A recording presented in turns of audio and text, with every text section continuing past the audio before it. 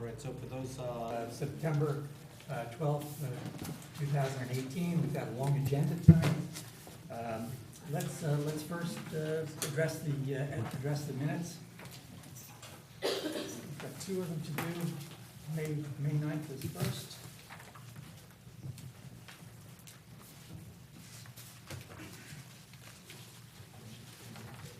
And Jeremy, you were not here, so you cannot vote. That was there.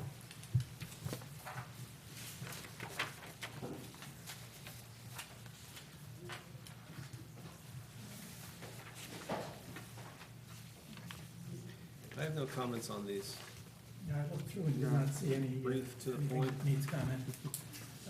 Move to accept the minutes as written. Except, All in favor?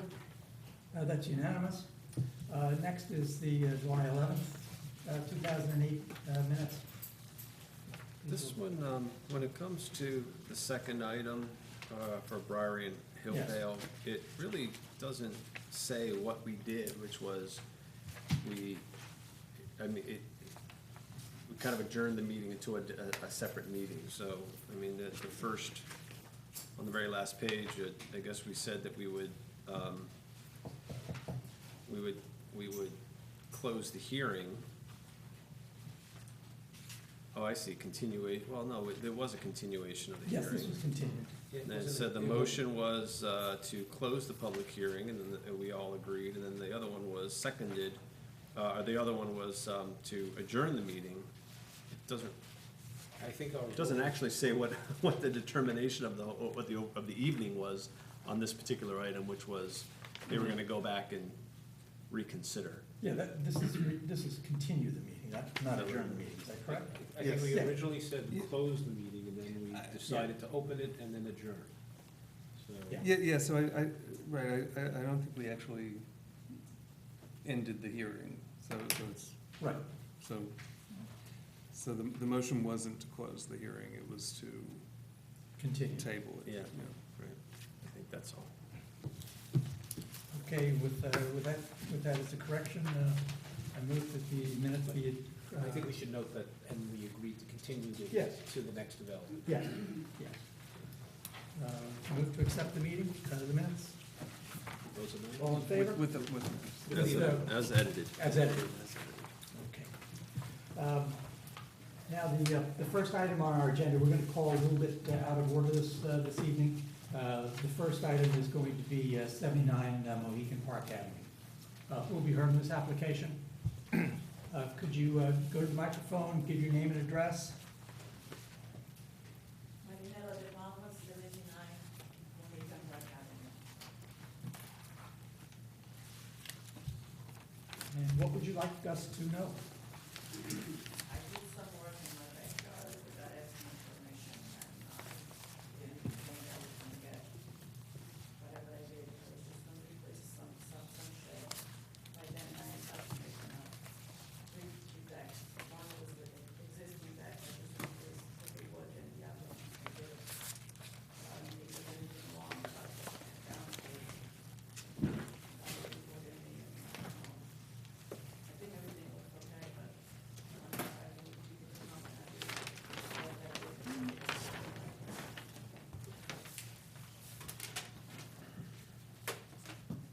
Well, it's an unusually extensive reconstruction job that you've done without seeking the permit or calling the building department to find out. I apologize for that. Everything seems to be fixed on it. If the items, if you'd gone through the process, and if you had gotten all of the approvals you needed, were there items that you did that would have been required a variance or would not have been approved as of right? Meaning, if everything is left the way it is, are there things that are too close to your house, or too close to a neighbor's house, too far, too high? Would you have violations? Or is everything just not permitted, but it creates no need for a variance? I know now because you needed like 5 feet of variance from the property line. I didn't know, I mean, we always have the shed in the backyard in the same spot, but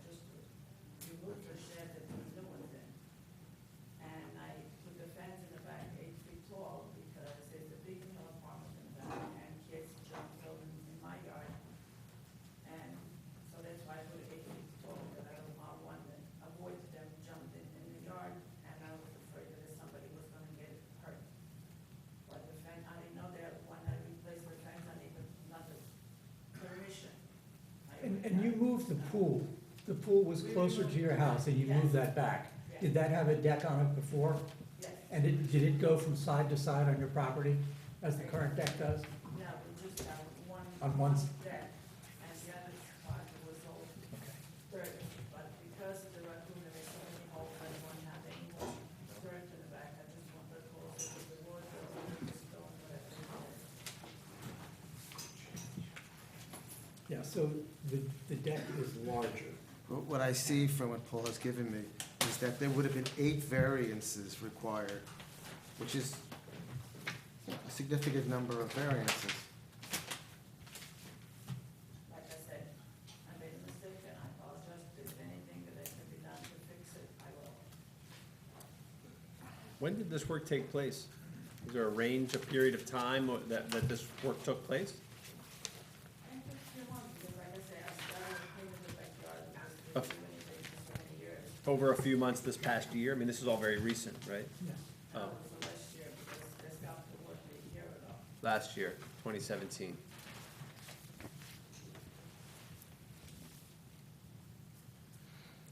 And, so, other than the pool and the decks, what else is there on the property, on the rear of the property? Is there any part of the backyard that isn't covered by either the pool or the decks? I have my first level, different level.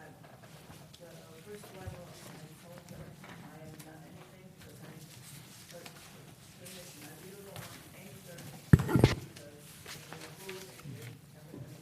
But That's now- grass, or would be grass, if it were under construction.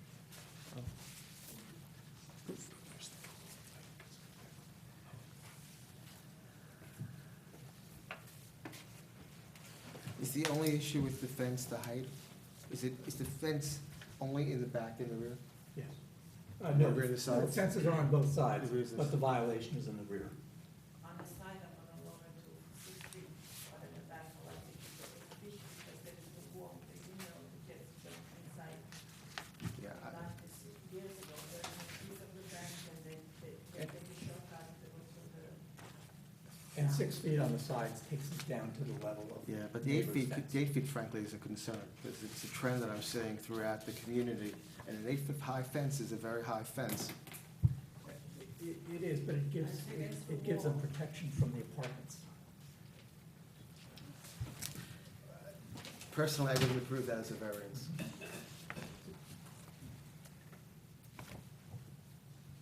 If I lower it to 6 feet, then people jump in my yard, and they get hurt. They could jump over, they could climb over 8 foot, if they could climb over 6 foot. That's what I said. They could climb over 10 foot, they could climb over 12 foot. If you know how to climb a fence, you could climb a fence. But if anybody gets in my yard, they can get hurt, then what? Until the, That's not really the issue before. right. Until the code changes, that's what the code is, it's 6 foot. I wasn't allowed to 6 feet in the back. Yeah. If anybody gets hurt, go home on the line. The last time they removed me, the fence. Is the property on the other side of the fence, is it higher than, The wall, yes, Yeah. is higher than 8 feet. The property slants up So- from the front to the back. so if you were standing on the other side of the fence, how tall, how many feet above the level of the yard in the, Right now, with the Adjoining fence, property is- probably 2 feet, 3 feet. Yeah, 2 feet. yeah, it's something, but it's not a ton. But if I lower it to 6 feet, it's just put these in the back, I'm not asking to put the 8 feet on the side. So as I understand the application, you have 2 sheds that you erected, a deck and a fence, all without approvals. Yes. And that's what leads to the variances. So we're dealing with basically 4 structures. And you have a set of plans that unfortunately don't tell us what are the new and old. A quick look from the outside of the property can't tell us. Ed, are you able to tell us which are the new and, well, when I'm looking at this? Yes, The architect didn't label, he just labeled everything as existing. Right, so Right, so which is, two sheds, the deck and the fence. Th- That's those- why I that's the enumerated current them state in the of the project. variance request. So the two Right, sheds so- on the rear property line are the ones in the variance, and then the decks are on the left side, are touching the property line, and the So, fence. I'm sorry, just go back to the decks, because I'm seeing, you know, 4 decks, so which is the new deck? It says a deck, is it? Yeah, I believe they're all reconstructed. One, we just replaced the wood, the one that was above the pool, and then on the other side, we did a deck, which is about 7 feet wide. So And then basically, we did the deck above with the pool is, just like that, to close it in. so was that, Ed, the decks, were they a pre-existing condition which was non-conforming? Yeah, and they I just wasn't the replaced it? person who went out on this one, that was Inspector Romer. But what he relayed to me was that he thought they were all, some were new and others were reconstructed. But the fact remains that whether it was existing non-conforming without a permit before, there was no permit, even if it was existing before.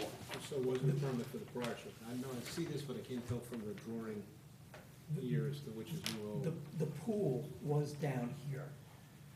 You can tell that from Google Maps. Yes, no, that I Uh, understood. You know, so all of this decking here, you know, that exists now, that's all new, and that was not a decked area before, was it? Or was it? It was dirt before, So yeah. the entire, all of the All of the- deck areas, A, B, Except for See. one deck. One deck was already there, we just changed with the wood. which of the decks? Can you tell us? Can you tell Certainly, me if you what- could Yeah, approach yeah. and explain to us which are the new structures? And the pool's new too? No, the pool is moved. Yeah, that's new. You can't just move the pool to, is it in-ground pool? No, it's above ground, and that's why the decking is This deck, this is the deck right here. We had, the pool used to be here, so this deck was here. So we just replaced with the wood. It's in decay. We did this. Would deck be moved over? You know, so- I mean, explain to my fellow board members where you're indicating, if you could show them. Okay, this deck, the pool used to be down here. So this deck was already here. We just replaced the wood. Okay? This is the third. So we did this deck and here. Right. I didn't want to see any dirt because the raccoon did the holes inside my sheds. I replaced the sheds. I think I'll make it look nicer than what it is. I'm trying to. I know I did this without permit, and like I said, I'm trying to fix it the best I can. And Ed, is no separate permit required for the pool? Just electrical.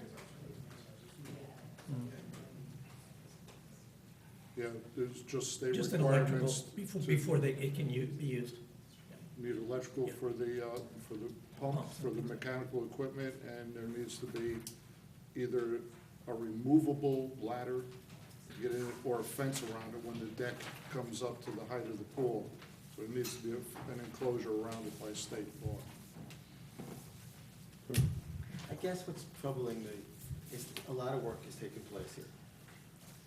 Various types of work, including a pool which has its own set of regulations at times. And it was never presented as a whole to the authorities in the village that review and approve this work.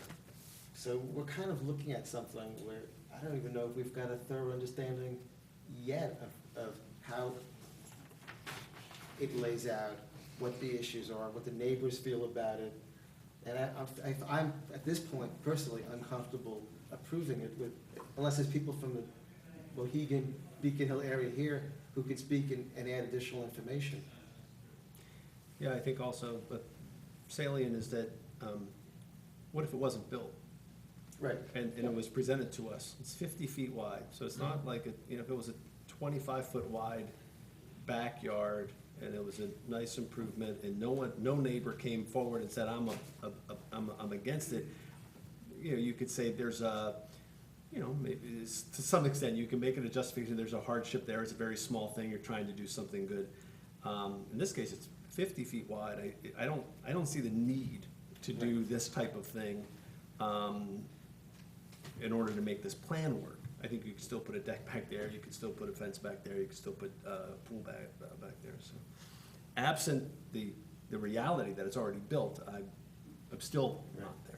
And I can't start with the fact saying, it's already built, therefore we should approve it. I have to start with the fact of saying, if it had not been built and it was coming to the building department first, what would their perceptions have been? And then if it came to us for variances, what would our perceptions have been, looking at it as a whole, rather than simply being reactive to something? Great.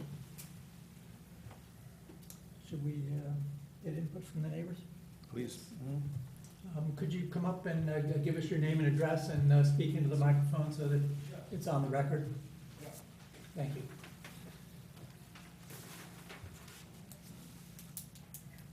My name is Ed Oliva, and I live at 75 Mohican Park, and I own the property at 75 Mohican.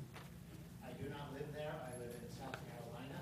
My dad lives in the house, and we are indeed looking probably to sell the house within relatively a year or less. Couple things I want to know is,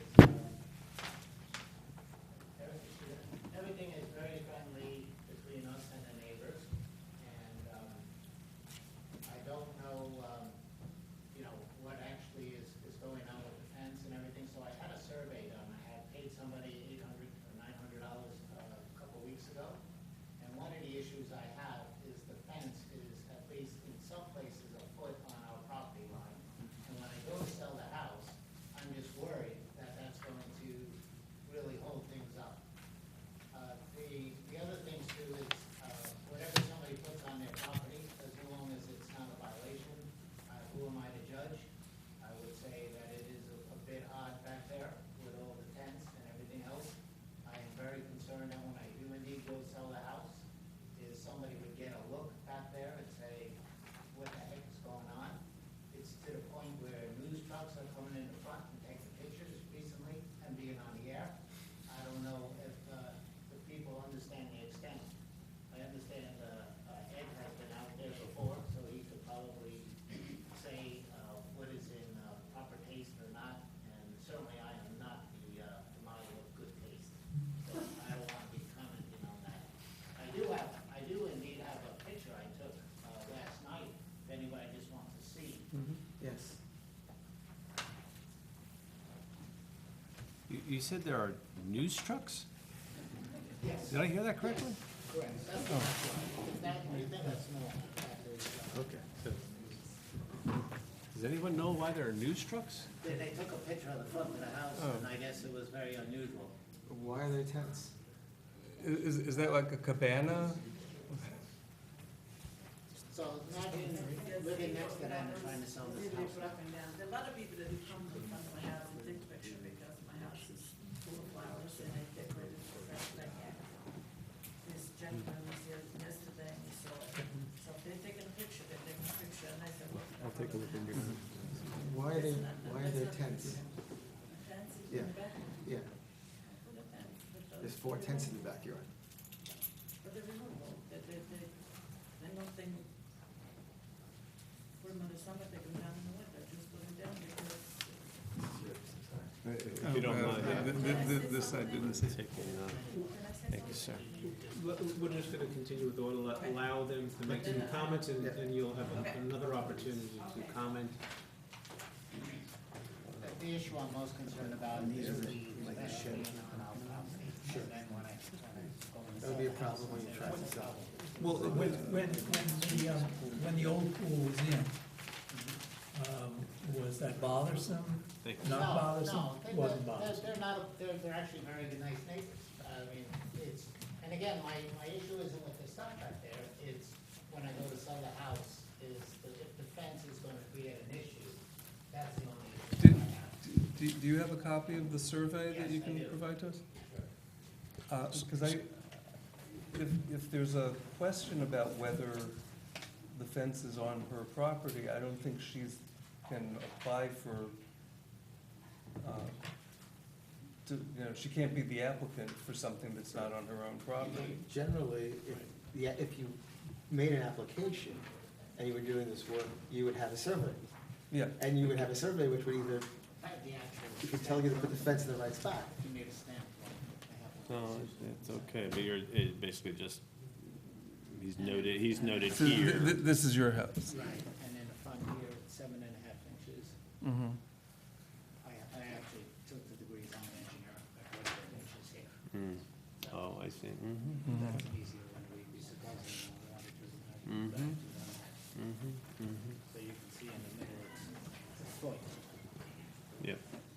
And again, I don't mind it being there, but my sole issue is when I go to sell the house, that would be, No, somebody look, says, hey, yeah. what's this, I Right. want this thing gone. The buyer's So- attorney will mind. I'm sure they would, yes. Any variance that's granted in height or setback would still not stop them from having to get a permit. So the permit has been applied for and denied, seeking the variances.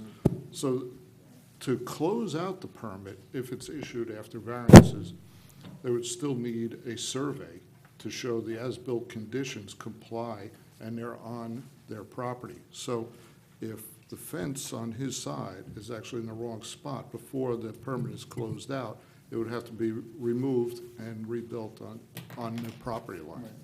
That would include parts of the fence that are not part of this application, but are still on his Any property. the fence can't be on the neighbor's property, so it would have to be removed. Sorry, but I need to say something. You have to use the mic. Are there any other neighbors before? I don't have any fence up. He has the fence that he put up. And the fence that I put up, I put in front of his. My property is not in, I didn't put any fence there. It's his fence. This, by the way, the back of the fence is 15 feet high. This fence- 15 feet high? Right, but to me, it hides that craziness next door. It could be 30 feet high. I would be very happy for that, and the other neighbors say the same thing. There is no fence there yet. This is the one right there. Yeah. So the gray one is indeed like that old fence, and it is on the property line. The white one, they just nailed it straight into, they actually nailed it right into, pissed me off, this is nails coming through. They screwed it right into my fence, and just left the screws there. So apparently it's on my property, but they butted up their fence, right up, right onto my fence. So my fence is on my property. Your fence. Nature of the, I think so, yeah. Feel free. Any other neighbors? Are there any other neighbors who'd like to be heard on this application?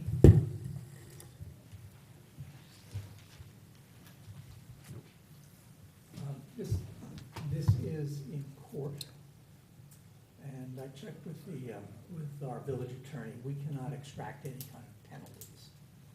We can only approve or deny what's before us, and the courts will extract whatever penalty they feel is due, given the great extent of these violations. So my concern is, if we were to look at it under a balancing test, as we normally would do, it probably would fail many of the 5 tests. And I don't think we have sufficient information before us to even understand what the application is. We don't have plans truly by an architect, we can't see the plot. We don't have a survey. Yeah, we don't have a which we usually survey as to require. where this lays out. I'm not sure what is new or existing, we have a frame, I can't make a determination based on the information we have before us. But can't we, but it's all built. Can't we take that as, we know what the we know what the proposed final outcome is, which is as-built, two sheds that are right on the property line, a series of decks that are right on the property line, and apparently a fence that's too high. So, I think we could vote on it. I mean, I'm of the mind that we can vote on it too. yeah, I would close the Yeah, hearing. I- and no, proceed No, to with vote. that, I would agree. It's either a new application with a different That's- configuration or. That, I'm trying to not let the fact that it's built be a Right. factor in a way. Okay. You know, Right, it's like, understanding. I would if it was agree. if it was just a drawing in front of us, would we, and I just pulled out, and I looked at the 5 factors, and I think it's substantial, I think it's self-caused, I think, There were other ways to do all of this. There's that other would ways not of doing require these it. variances. Yeah, I think so too. So, So I'm gonna make a motion to close the hearing, Second? second. and I would proceed to make a motion to deny the application. I would second the motion. Agree? All in favor? Yeah, have some plans drawn up that are more reasonable and better detailed, as to what you want to do. And include a survey. Yeah, it's got to have a survey. And it should have the entire fence as part of that survey. Like I said, I am with the fence. I don't know if Mr. Van, the other side, I told you. Well, it doesn't matter whether you put it on or you didn't put it on. It's your fence, and it should be removed if it's on his property. I don't have a, I don't have a fence on this property. Okay? He Well, has his we'll see what the survey says, and you come back to us. Thank you. Okay, yeah, the next item on our agenda is actually our first agenda item, and that is Briary and Hilldale Road. And who'll be hearing this application? Hi, good evening, Mr. Chairman, members of the board. I'm Adam Wexstein, a partner in Huffman, Tortorella and Wexstein. I'm here on behalf of the applicant, Zappy Code Realty. With me tonight are Brian Zappy from Zappy Code, an engineer, as well as Mark Petraro, who's our traffic engineer. We've been here twice before. We've already laid out the law and what we think we put in, so I'm not going to belabor that point. We heard your comments last time. We tried to address them. Last time there was concern both about the size of the house, really as it related to the impact on the character of the neighborhood, which obviously is one of those factors. The house that was previously before you was 2,400 square feet. The plan now has reduced its size 25%. It's now an 1,800 square foot house. If you would like, we can go through some of the numbers, but it is, in the neighborhood as a whole, pretty consistent with what's out there.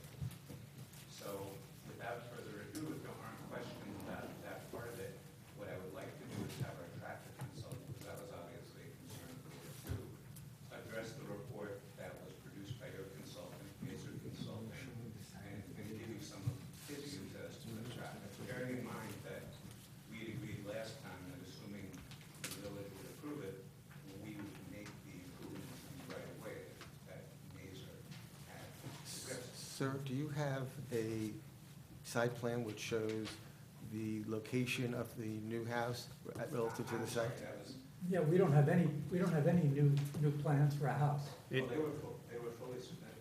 Oh, well, because it actually begs the question of what you're looking for from us, because The without board any hasn't drawings, received- we couldn't approve anything. Well, no, the variances are unchanged, because the variances relate to the lot depth, because 100 feet is required, whereas 84.1 is there. And the lot area, even though it's a 5,000 square foot lot, where 5,000 square feet is required because of your slopes ordinance, there's a deduction. So the size of the house, the position of the house, none of that requires a variance. But because the board was concerned as to the impacts of the size of the house that would be facilitated by the variance, even though it wasn't the subject of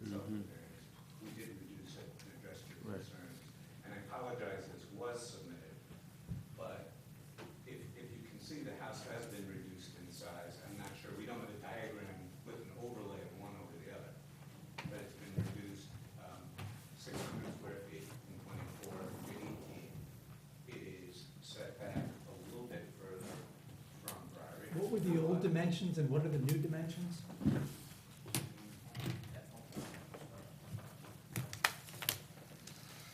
guess the part of that house,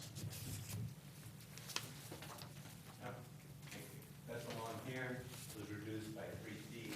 The length of the house was reduced by 3 feet. There may have been some other reductions, but that's the biggest part of what was done. See, the relevance of the site plan and the location of the house on the site plan isn't limited strictly to the issues you were talking about, but has to do with our understanding of the safety issues and the visibility that may or may not be blocked by the house as you make those turns. And we can't, from this distance, it's hard for me to look at that in a meaningful way. So what it shows is that as currently situated, when you have stops on Hildale, and this is a critical issue, there would be 146 feet of sight distance. Your traffic engineer has given the opinion that more would be needed. Our traffic engineer has differed, but your traffic engineer has also made suggestions as to changing the signage around that intersection, which would alleviate any problem and actually make it safer than it is today with that house. So what I would like to do is let someone who's much more qualified to our traffic engineer just briefly go through that. He can explain it, perhaps with reference to this. In the report you got from your own traffic consultant, they did do a diagram on the aerial photograph as to what they wanted to see done to that intersection. This is Mark Ferraro from John Meyer Consulting. Good evening, my name is Mark Ferraro, as Adam has mentioned before, from JMC, the members of the board. As Adam previously stated, the major consulting letter outlined some potential items that could be implemented along Briar Road to improve operations or improve safety along the area. So what was outlined in the report was actually creating, due to the atypical intersection of Hildale with Briar Road, what Mazer had outlined was making essentially the northern part of the intersection, so the western leg of Hildale Road and Briar Road, make that an always stop condition, so that the people coming down Briar Road would actually stop, people coming north on Briar Road would actually stop too. And then the Hildale Road will continue to be a stop controlled intersection. This way, everyone coming to that intersection will actually stop. So this will actually improve the condition of vehicles leaving from Hildale Road on the eastern side, because they will see that a vehicle will be stopped here, and also will improve the conditions of people leaving Hildale Road on the western leg, because they'll see when a vehicle will stop coming down or coming up on Briar Road as well there. So the site distance issue with implementing these stop conditions, and there's actually some striping. There's a stop bar here, a stop bar on Briar Road, and a stop bar for Briar Road on the northern side as well as some short double yellow center lines adjacent to those stop bars too. In addition to Mazer's recommendations at the northern part of the intersection, they also suggested modifying the stop bar to a yield condition on this eastern leg of Hildale Road there. We'd be willing to implement all these signage and striping improvements in there, and it would alleviate the site concern that seems to be an issue. And didn't know if there's any other questions that the board might have.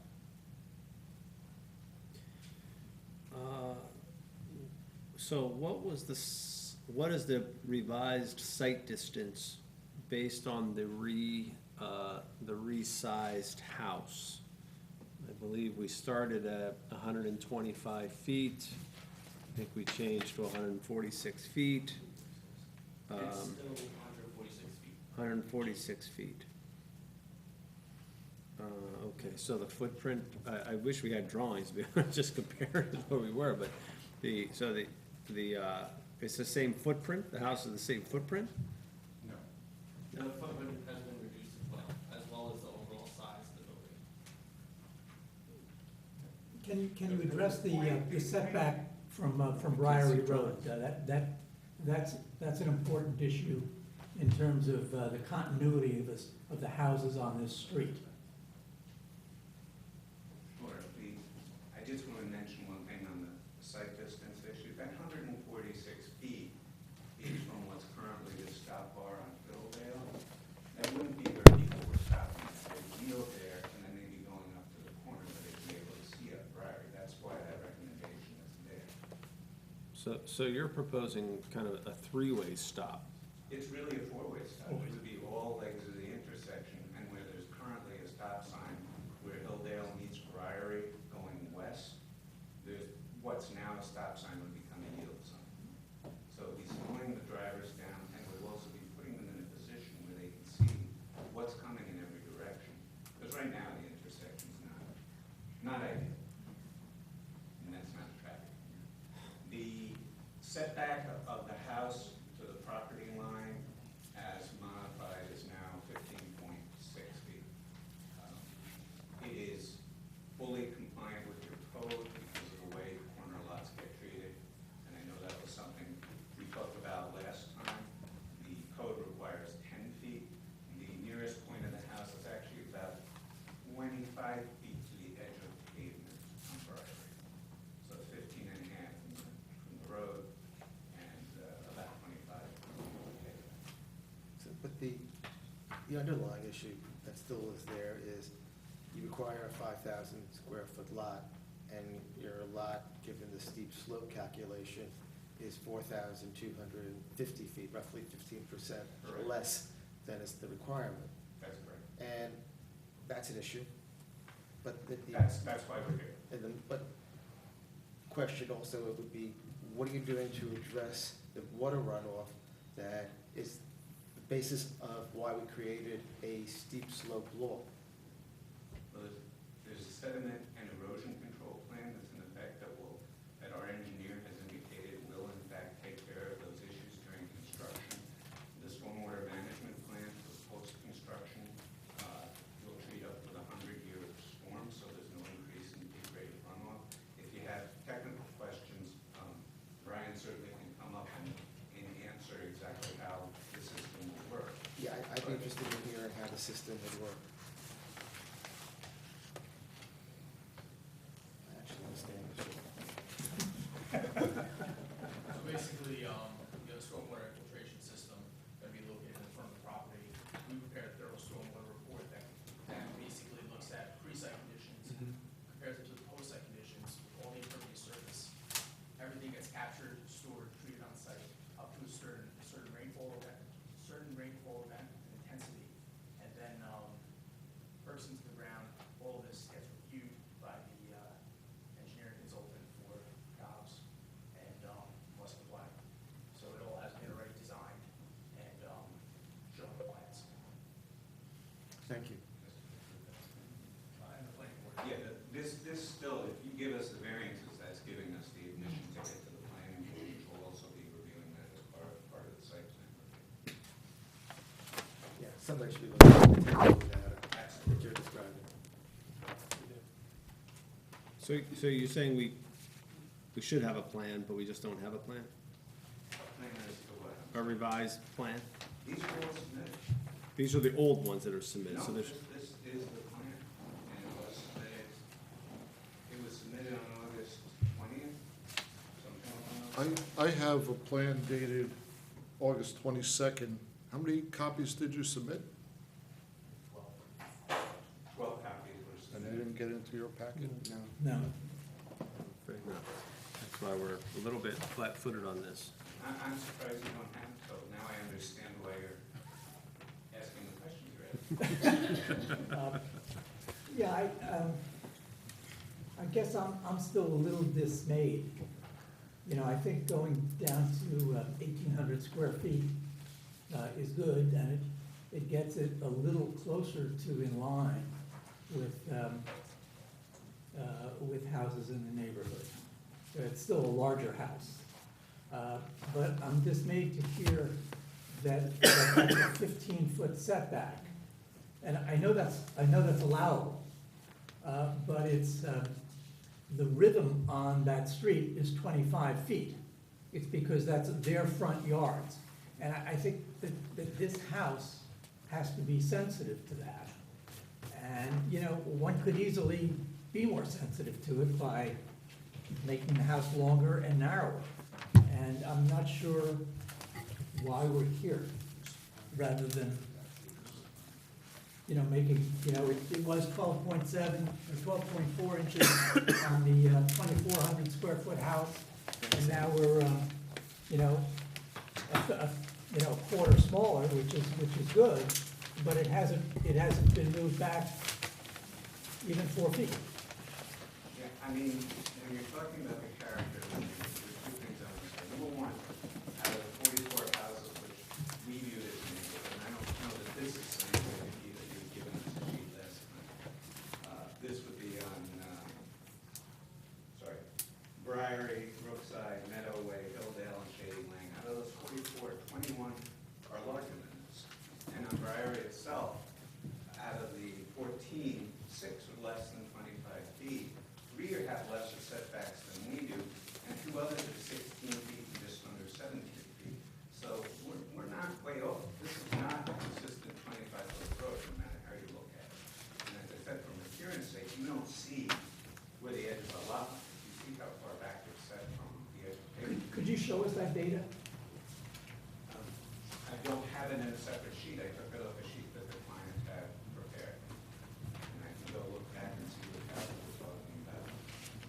Yeah, that would be helpful. You know, the data I provided was just on houses that were for sale or had sold recently, because the data was accurate, you know, rather than taking it from Google Maps, you No, know, I don't where believe it. where you're guessing. No, I mean, that's what I would have done as an alternative. That data was gathered from the property ID cards for the neighborhood. It wasn't just an estimate, Okay. it was the property ID cards. I'm just curious whether there are neighbors here today to talk about this. I did not extract it and put it on a separate document. So, to be clear, I'm sorry, there are no variances for setbacks that you're requesting Not at all. in this current scheme. No, rear, both side yards, rear, combination of side yards are either meeting or exceeding in the front yard, exceeding by a lot.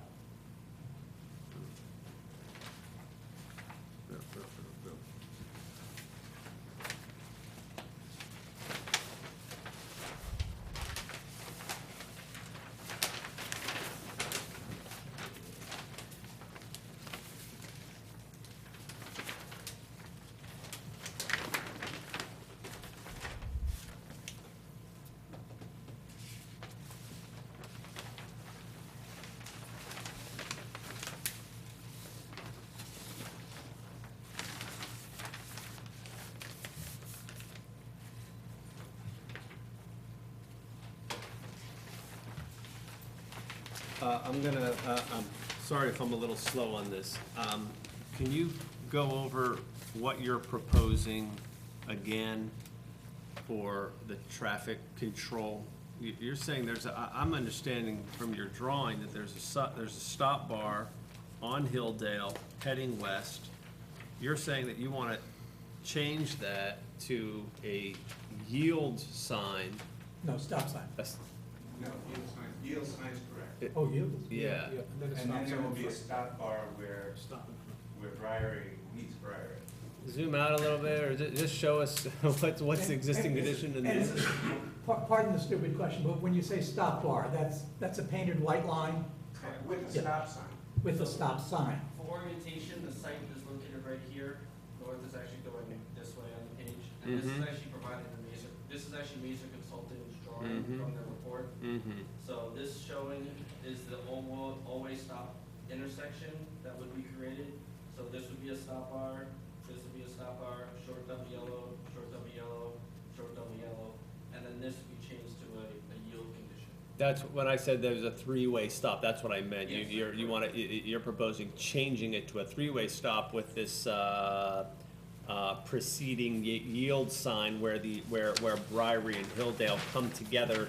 Briary from the east, Hilldale from the south. Is that right? So Yeah, so- Hilldale, so- Browery from the south will have the right of way. Anyone coming on Hilldale toward the intersection will have to yield. If no one's coming, they will proceed, another like 40 feet, something or other, to this stop sign. Correct. A three-way stop sign. Browery would not be stopped in this condition here. Mhm. Hilldale would, in this leg of Hilldale will yield to Browery, while all three approaches here will all stop. And you're saying this is, I'd have to go back and read it, but this is in the report. This is a recommendation from them, or this is a, one way of addressing the issue? I don't know if I'd quite go so far as to say that they want this, but I think they were saying that this would be one way of addressing the, concern, yeah. This would actually improve existing conditions also as well, because, Hilldale here would actually have greater visibility to seeing a vehicle because they would be stopped in this condition at this intersection than all of the stop, all the three-way stop.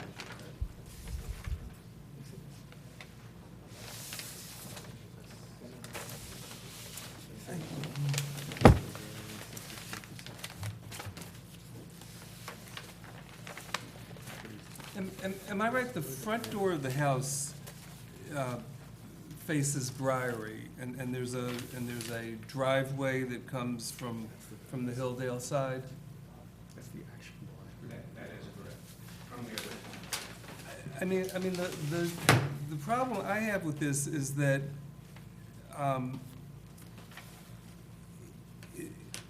you know, because you're on a corner lot, you're, I guess, designating, you're basically designating the part of the house with the garage as the front yard, and the part of the house with the front door as the side yard.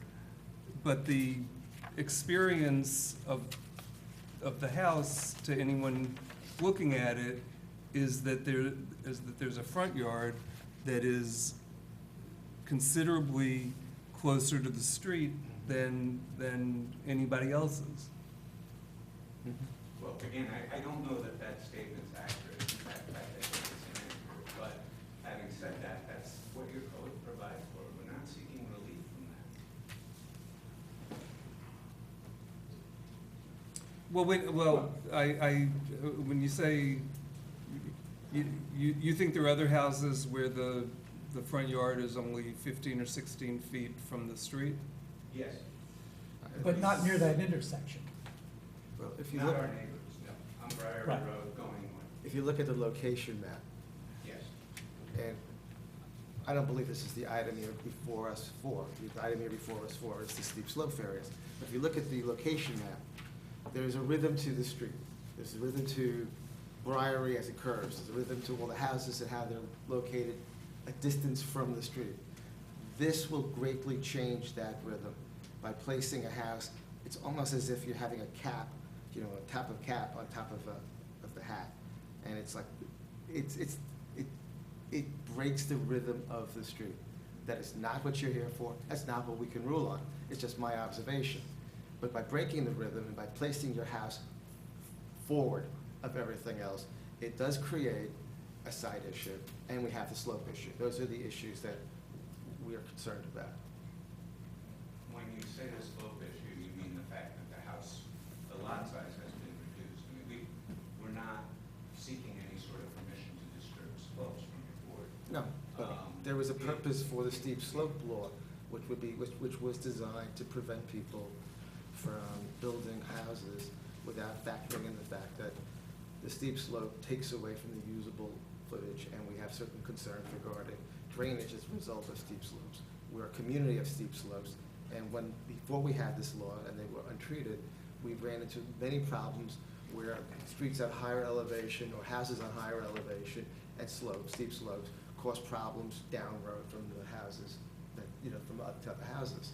That's why we created in a zoning change a number of years back, the steep slope law. It's not an insignificant, inconsequential issue. It is a significant consequential issue. But I don't disagree, although I do think you have to look at the evidence before you as to the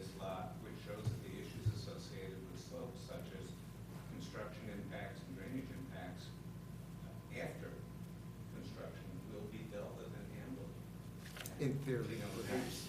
Pardon? In theory, perhaps, that's what the engineering is for, but you're gonna increase the amount of surface that are impervious. And by increasing the amount of surfaces that are impervious, you're actually changing what exists right now.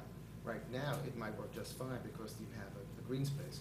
When most of that green space becomes hard scrabble or hard space, it's not the same situation. It is not, but that's what the stormwater management is designed to do, is to treat up to 100. I understand the theory. I just don't know if it always works in practice. It may not, but again, I would think your board would respect the expert testimony in the absence of something that conflicts with it. Sure. But something we'll consider along with the other things we're considering. Do you want to see if anybody wants to comment from the community? Yeah, are you done for now? I am. Would it be a good time to call for neighbors? I think that would be great. I mean, I have gone through the law, and after I hear what they have to say, I would love the opportunity to come back. Certainly, Mr. Ware, absolutely. Is there someone who'd like to be heard in this application?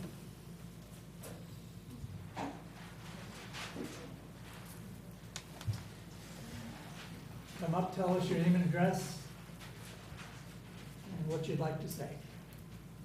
Hi, my name is Lauren Haupt. I actually used to live on Broadway, but I now live on the other side. I drive every day to the woods at the Geranium Estate. So I pass this every morning.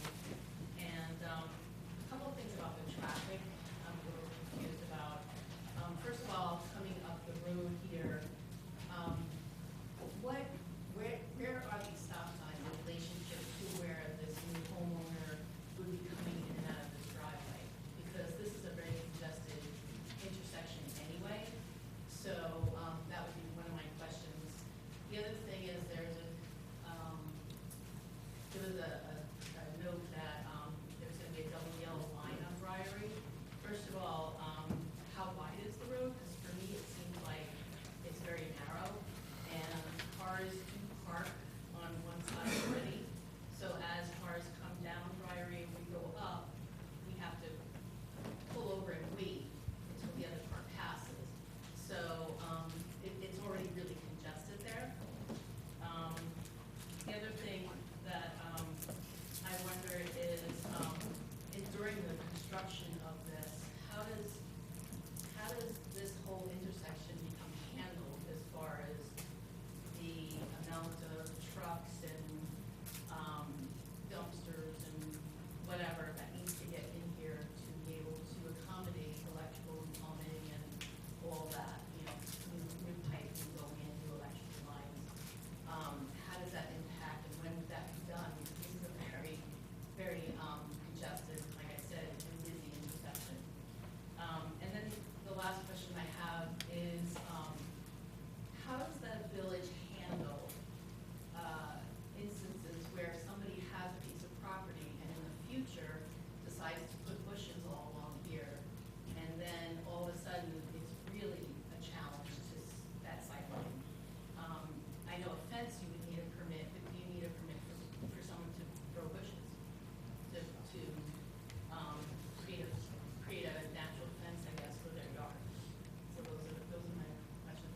Yeah, on that last issue, the applicant answered it at the prior meeting. And said that they would be sensitive to, keeping plantings low, because this obviously is Right, but what a happens? difficult issue. In like 10 years from now, someone decides. Well, to it sell could the be, house it could be in the and deed that there's a no plant easement. Our proposal was to have a site easement there that keeps that triangle free of any high vegetation. I mean, right now, we could plant it, obviously, with very high vegetation. Yeah, she does bring up a good point, though, in terms of sight lines.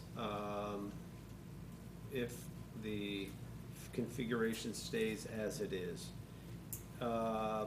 If you look at the bottom, to my colleagues here, if you look at the bottom of the first page, it does show the sight line profile. If there is a van, for instance, or an SUV that's parking in the south portion of that parking, that driveway, it would absolutely impede the view up and over the property. It's only, it's maybe 4.5 feet or what have you by the time you get to the point where you're at the driveway, at least it seems to me. So, I mean, I'm starting more and more to think that the scheme almost requires the traffic reconfiguration that's being suggested. But I'm not sold that the traffic reconfiguration is the best thing, despite the fact that the village's consultant proposed it. I probably feel a little bit unqualified to make that determination, but anyways, go ahead. Looks like you wanna, I'll quickly answer your question and I'll address Yep. some of her concerns. sure? As far as the site distance, yes, it's 146 feet available, shown here on this plan. As we discussed before, this would be a three-way stop control, so the site distance that you're mentioning, they'd be stopped here if anyone's coming down. Anyone coming to Yeah. this intersection would be stopped here. So you'd see them at this intersection. If there's a stop sign there, yeah, that's why I made the point, it's, in a way, this is a discussion now about a different traffic configuration. That's really what this is a conversation about. And the mention of the double yellow that she had brought up, it would be a short double yellow from the stop bar. It wouldn't be the whole length of Briar Road. These would be determined based on planning board and engineering review, but it's gonna be short. They wouldn't be very long at all, the double yellow sections as would be proposed. Mm-hmm, mm-hmm. When they did the traffic study, were they aware that the driveway was going to be right in the middle of the intersection? You know, I'm not an expert, but that seems backwards. Spilling it, like, you mean entering off the intersection, yes. Yeah, I mean, Well- to my eye, it would make more sense to enter off of Hilldale, and although if you parked, then you'd be blocking sightlines. Yeah, I sense that if the new traffic configuration was adopted, that the entrance into the driveway would be further to the east. I'm starting to get into design here in a way, you know, it's not, So the question as far as the driveway location, the driveway location has not changed from before the report was done by the consultant. So that is the driveway location that was previously shown. The idea with this is that you'd have the always stop condition here, but also you can use this as a turnaround essentially. You can come out of the garage to face Right. southward and go out. If that became an important issue, the driveway location, the original plans before it was referred to traffic consultant showed the driveway further to the east, and if the board felt that were important, we would redesign it and move it further to the east. You know, it's really kind of a trade-off, you know, because if the driveway is further east, and the parking spot, or that turnaround spot, which would likely be used as a parking spot, would impede line of sight. I mean, we believe as it's designed that it's safe and it works. But again, as Mr. Moss said, with the new configuration. Sorry, I just want to touch on something real quick. Sure. So basically, the site easement that we're proposing will have specific language in it restricting not only local plants and shrubs, vehicles, any light poles, anything that would basically impede sight from turning off Hilldale. So regardless of traffic study or not, Basically on that line of sight yes, and, anything within that area, and further west. yes. So, and then community restriction as well. So we have specific.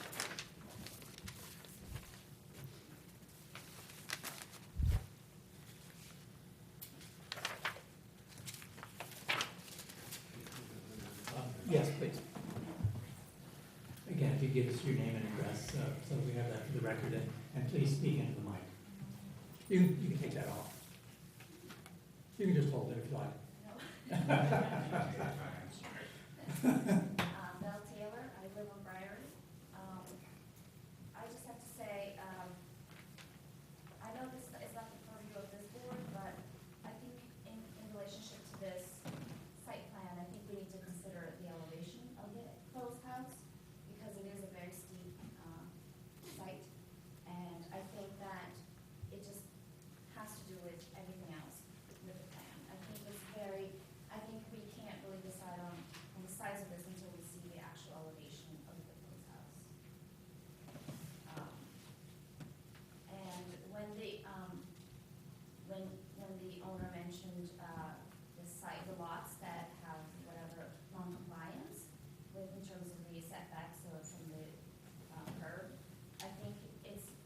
wanted to find out if it's actually corner lots. I think that's the key here. I mean, regardless of what the other houses are, if it's compliant, if it's, whatever, I think the key issue whether it's a corner lot. Let me see, what else? And actually, I find it a little bit odd that in terms of the relationship of the property and the driveway, there's so much driveway in relationship to the actual house, in relation to the footprint of the house.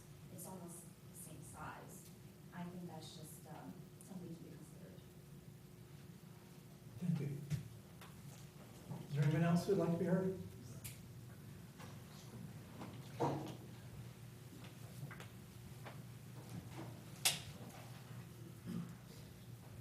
Hello, my name's Andy Luce, L-O-O-S-E, I live at 25 Briary Road. I laid out the issues for you in a letter in April. I want to thank you for the due diligence that you clearly did over the summer at the meeting. I would love nothing more than for there to be a stop sign there, but as I told you earlier, I discussed this with Chief Gilardi many years ago, and she was like clearly opposed to a stop sign at that location. So whatever Mazer is proposing, I'm not sure that it is a recommendation, but it's like, well, if you want to get around this issue, this is what you have to do. There is a lot of driveway in this drawing, as Belle pointed out. As some of us know, the village has gone to extreme lengths to deal with the storm flooding issues in this neighborhood. So now you're going to put like 3,000 or 4,000 feet of square feet of impervious property here. I don't think that's a great idea. And yeah, the rhythm of the street will be completely disrupted. This will clearly, irrevocably compromise the neighborhood in ways that we don't even know. So I think that the presentation here has been very flimsy, and I think we have to continue this discussion. Or I request that we just shut this down once and for all, because this has been going on for 20 years. And this has failed for 20 years for a reason, and I think you guys are attuned to what those issues are. Thank you. Is there anyone else?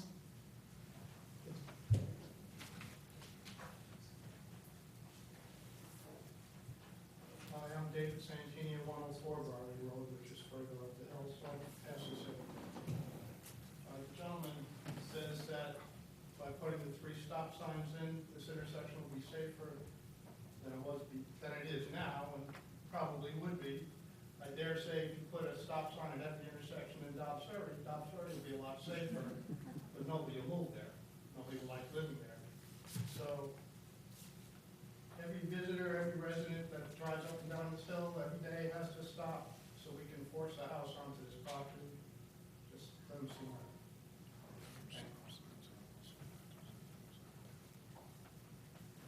Anyone else?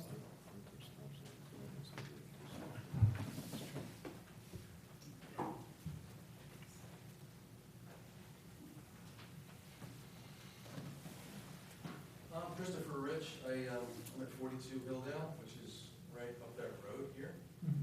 I walk my dog around this corner twice a day, every day, and 2 points. One is that when you come to this intersection of Hilldale and Briary, make the left to go onto Ashford.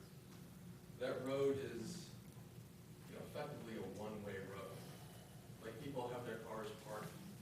People who live in these houses here have their cars parked there almost all the time. So as I'm making that left, and it's a tough corner because again, sightlines down there aren't so good either. But you immediately tuck in to let the traffic come. So there's no two-way traffic. There's no opportunity for a double yellow line. That's just an illusion. And the other point is that the houses, regardless of like the neighborhood dynamic and the setbacks, the house that's right across the way and the one that's right across the way, I think, to the northwest, these are set back way Yes. more. So in terms of like the way it fits in the context of the nearby houses, it really stands out. That house over there is way far back, and there's a lot of green space around all those houses. So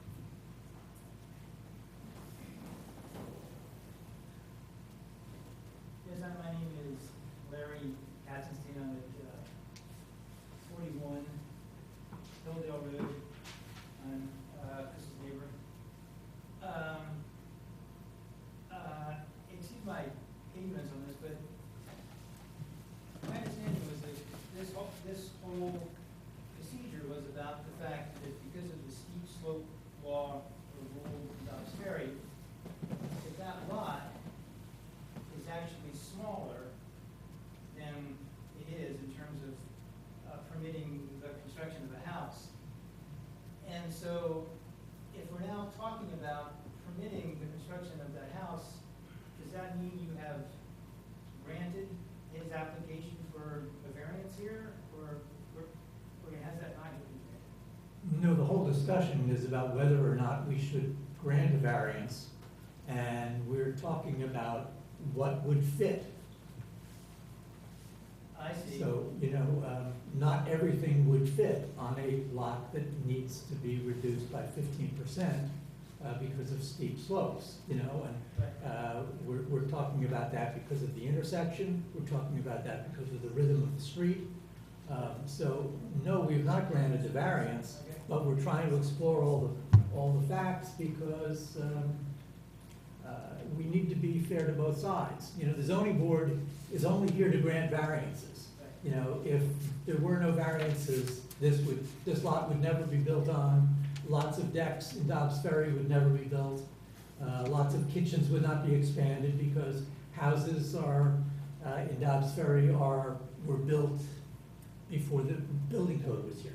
Right. So lots of things are non-conforming, and so we have to make judgments as to what should be permitted and what shouldn't. Right. Well, I can tell you just from my observation of the map here, I'm on the east here on the Hilldale, and coming right down here, and basically, it doesn't really matter where they put their driveway, whether they put it here or here. My vision is going to be obstructed if there's a car parked in there, because I had to look up Ryrie and look whether it's here or here. I'm up here, and I'm going to have a very much obstructed view, basically, wherever they put the driveway, and cars in the driveway. Well, that's why the traffic study was done, and that's why I think if you saw the stop bars, they would be between the driveway and that parking area, so that you would have visible lines up toward Briery. Okay, thank you. Anyone else?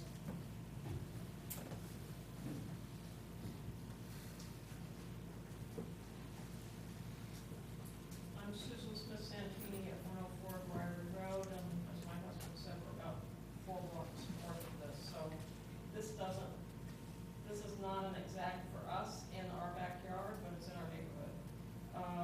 So just a couple things. The steep slope law, I think it matters, so I appreciate that that's front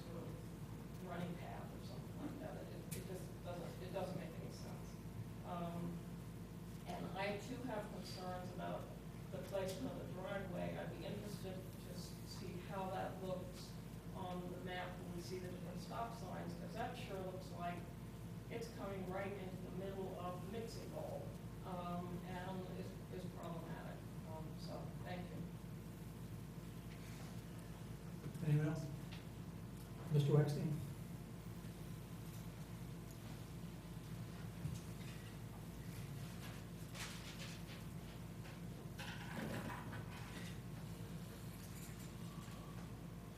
Hopefully, yeah, that's much better. Number one, the lines that we're talking about are briefly through the intersection, and as was shown in the evidence we submitted before you, there has been a offset head-on collision where somebody going through that curve went over the line and hit someone else. It would be through there just to guide so people aren't crossing over in the S intersection. We're not talking about putting double yellow lines all the way up and down. As to the driveway size, even with the driveway, residents overwalks, our impervious surface on this lot is less than 40%. The limit in your code is 54%, so this is nothing exceptional that we're doing here. I again note that this lot was an existing lot. It existed before the steep slopes ordinance went into effect. Back in, I think, about 87, perhaps it was, when that deduction went in. So this is not something where we're coming in off the street. And now, we don't own it right now, but the current owner, it has been and was separate. I'm hearing a lot about our driveway location and how bad traffic conditions are in the area. It's a little bit of a red herring once you get away from the issue of the safety of that intersection. What we're talking about with this house is one peak hour trip. It's one family's worth of traffic. It's not going to, assuming that the intersection works, it's not affecting anybody, no matter what you go in and out. This is not a generator of traffic by any stretch of the imagination. Could be considered to be significant. And again, I'd like to take it back to where we started in February, which is that at the end of the day, you're charged with the benefit versus the detriment on the confident proof that's on the record, which is uncontradicted expert proof. I think you're bound by it, but it better be a pretty compelling reason to deviate from it. The lot, without these variances, the lot cannot be used. It has, we put in proof saying it's of nominal value. It doesn't just relate again to these setbacks. So that we think, in this case, we meet all the criteria in the test. I do not believe, and I believe we've shown, other than the idea that there's unevenness here, that there really is no environmental impact or impact on the character of the neighborhood. I don't believe that the variances are significant in light of the case law that holds over and over again that the numerical magnitude of the variance only really takes on real significance if it has, if it's related to an impact, which here it is. So unless there are other questions, I have really nothing to add at this point. For next time, I think I'd like to, I'm still very concerned about the rhythm of the neighborhood and the setback on Briary. You quoted numbers that seem to be at odds with my visual perception. I guess I'd like to see documentation. I guess we could get some of that. I should have looked at the property cards. But I'll look at them, you look at them, you may want to put them into evidence. I may do the same. I guess I would say the same thing on the size of nearby houses, because I think my numbers came up with 1,600 square feet as the average nearby home, at least the homes that were nearby that had sold, where I had hard numbers. I'll also go back and look at the property cards. But, it's important that this house fit in with the neighborhood. And, we would need evidence that it does. 1,600 square feet fits in better than 2,400 square feet, but I'm still not sure that it fits in. It's now 1,800. Excuse me, 1,800. See, that's our problem. We can obviously come back with evidence at the next hearing. But I think we're to the end of redesigning, because we'll be shooting it at something like, we have a house here that we think works, that is not exceptional in size. We could come back with 1,400 and be told the same Well, thing. you could come back with one that's 1,800 but has further setbacks and what, I mean. Then we would need a side yard variance. Well, that's Might be a better not, approach. that's not off the table. You know, we're looking for a good project, not a project without variances. Yeah, this may not, I'm not so sure this isn't a stop for the planning board. I want to go back to the Mazur report if I can. I think the concern the first time around with the initial report was that the sampling was too small. Mazur went and did a larger sampling and found that the SSD wasn't adequate. They're suggesting 186 feet according to their sampling. We're at 146 feet. I think the suggestion last time we met about going back and looking at the size of the house might have resulted in bringing that 146 closer to 186 feet. So there's that issue, and that's just a data point in front of this board. That's a safety issue. Whether or not, you know, I understand your argument that it's not an important point, or it's not a valid point, it's red herring or what have you. It is what it is. That said, I don't know if the easements about not putting plantings there, not putting cars there, what have you, is really gonna stick. What's gonna happen is gonna happen with subsequent owners, and so that view at some point is definitely gonna be obstructed. It leads then, of course, to a discussion that this whole thing is predicated on a new traffic configuration. I acknowledge that Mazur is the one who put the potential or the proposed reconfiguration in their report. I don't get the sense that they say that's better, we should do this. I think what they were asked what they addressed was, if you want to give this variance, these are ways that you can mitigate it. They're not saying that this new scheme is actually much better than the existing scheme. And I think it's fair to say that the change will have an impact on the neighborhood. Maybe some people think it's a good change. Maybe some people say it's a bad change. Maybe a stop sign is a good thing. Maybe the merge coming from Hilldale causes problems with respect to the merging onto Briary. I don't know. I mean, I'm not an expert there, right? That's why I'm thinking maybe this, if anything, maybe it's another turn at the planning board or something. I think potentially moving this house further back, further to the north, maybe there's something that's beneficial there, but I'm feeling that in terms of the application that's in front of us today, I'm not in favor of it, so. I have two concerns with the application. I mean, one is what we've been discussing, traffic and safety, and the other is slope and runoff. And where in the process, when in the process, would our engineer evaluate the report prepared by the applicant's engineer? As soon as this goes before a planning board. So, you know, the concern I have is our leverage in terms of whether, if it does not meet his satisfaction, is the variance.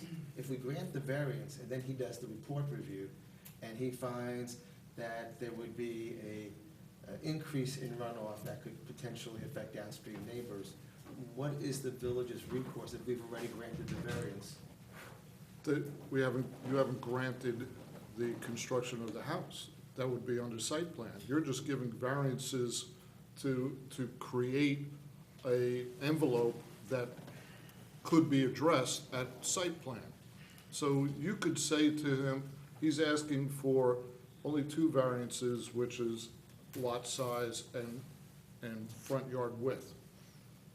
You could say, we'd like you to ask for, or we'd like to give you another variance in the rear yard setback, which would give the planning board that leeway to say, okay, let's move this house back and make the sight line longer.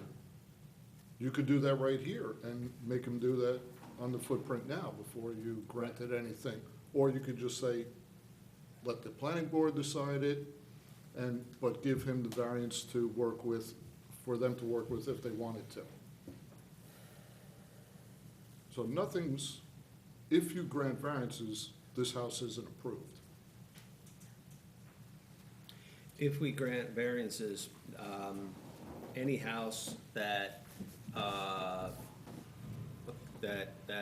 conforms with every other aspect of the zoning code is permitted.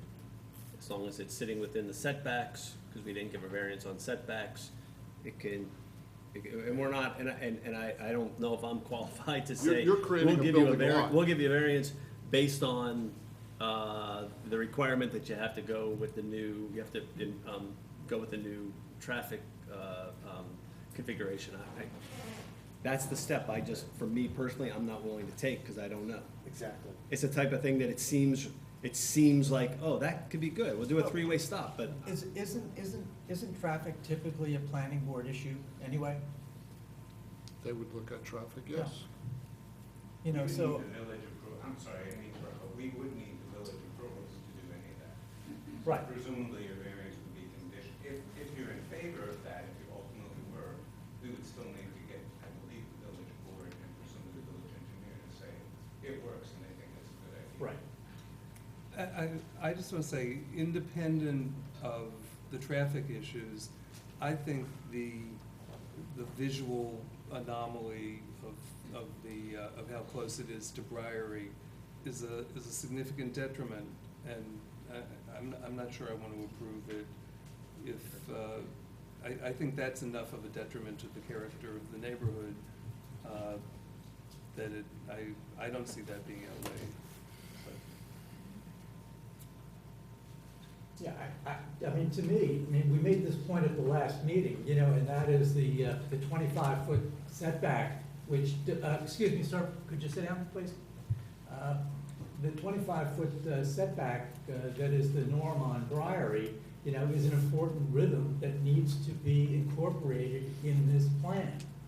And while I appreciate the reduction in size that you have made, you've made only a modest change in terms of that incursion into that 25-foot approximate setback that is the rhythm of Briary. And I would sharpen my pencils and redraw this house so that it's more accommodating and fitting in more. You know, it's not just about size, you know, it is about rhythm too. I understand. I guess my question to the board is, just to get a sense, because we don't want to waste your time and our time. Is there a view of this board that we're essentially wasting our time at this point, that this lot just, we don't feel this is an appropriate lot for variance for a house in this size range?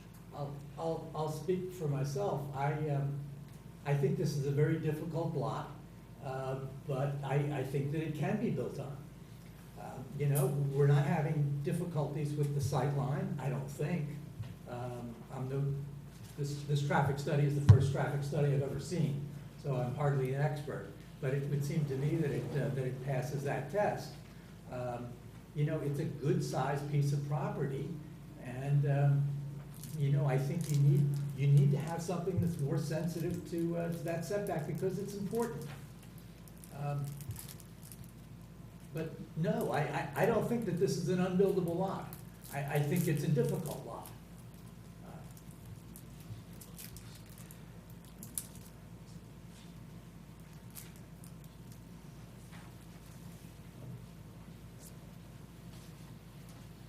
So, like I had said, we don't wanna waste your time, and we don't wanna waste our time either.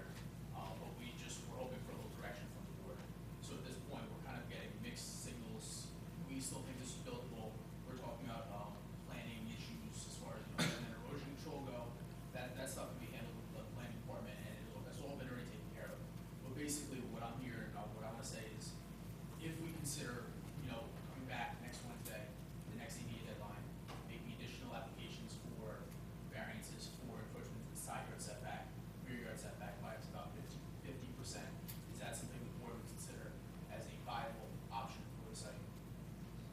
for me, if you got close to 25 or got to 25, that's, that would be important to me.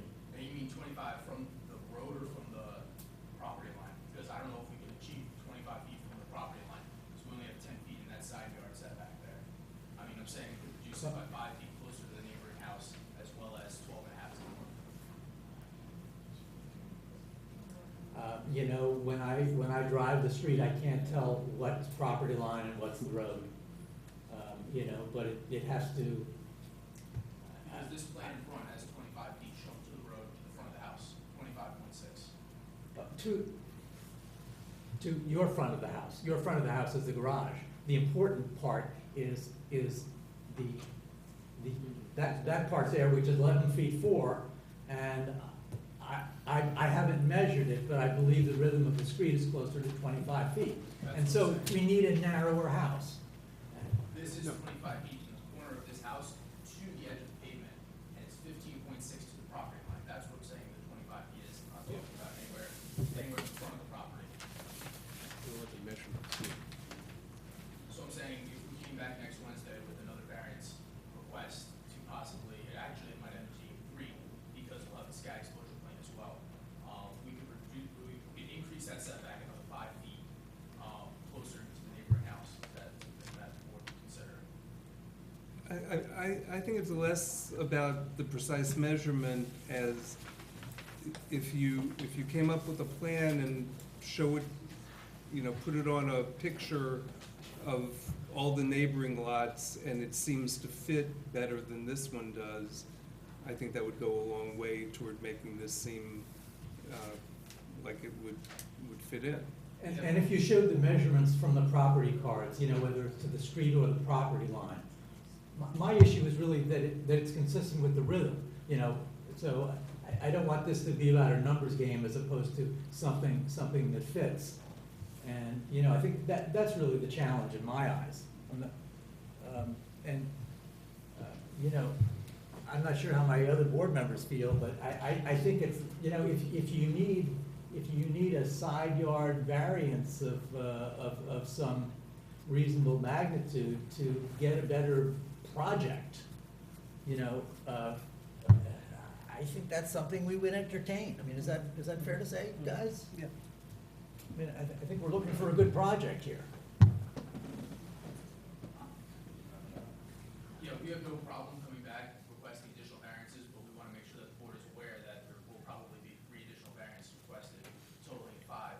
So we didn't want to look for that right off the bat. We tried coming in with something that we felt would be more, you know, compliant with the zone, building coverage, size of the home, impervious surface. So that's what we had done here. If you feel that we can do that, because we just don't want to come back with a plan, relocating the house. Which other variances would you be seeking? Side yard variance over here by encroaching closer to the neighboring home over here, as well as we could push it further north. And I was suggesting by about 50% to try to hug as close to that back corner. I think you'd be better going that way than that way. Okay. You know, because that's already, the neighbor is already tight on that side. I agree. I That's why don't that think was we can Yeah. design the house by committee at a Right. minute. I think what we're looking to do is balance your issues as a potential property owner versus the issues the community has with the neighborhood, the site, the safety, the erosion controls and water flow. It's not gonna be something where we say, it's 18 feet here, it's 12 feet there. It's a gestalt, it's the whole. It's the building work on the site, it's the building work for the community. Can't tell you whether you're gonna succeed or not succeed, that's your challenge. We can just respond to what you provide us. All we can do is say whether or not, I mean, the ruling, if we grant the variance, we've granted the variance to, you know, forever, right? We're saying that a building can be built here. But there's just, I don't, you know, just so many other issues that could scotch the deal in planning, as far as I'm concerned. Drainage is one of them, traffic's another one, you know, so,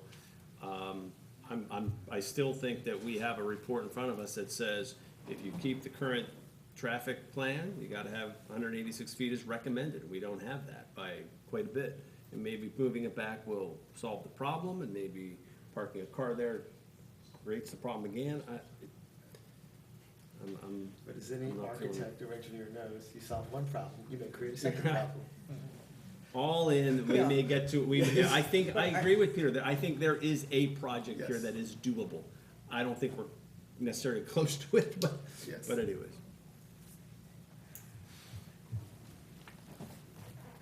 Why don't we, if you will, keep the public hearing open? Sure. We will look at it internally. If we decide we want to stick with this application, we'll send in correspondence asking you to vote at the next meeting.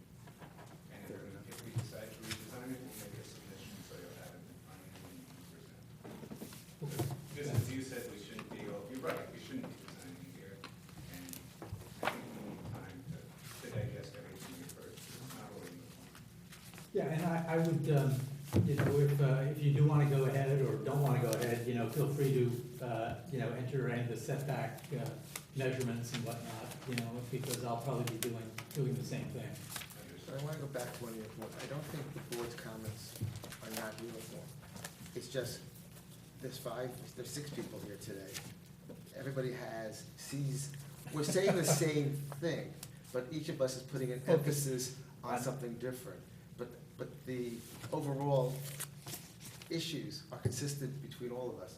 Concerned about the site, we're concerned about the placement, we're concerned about the rhythm, we're concerned about the traffic.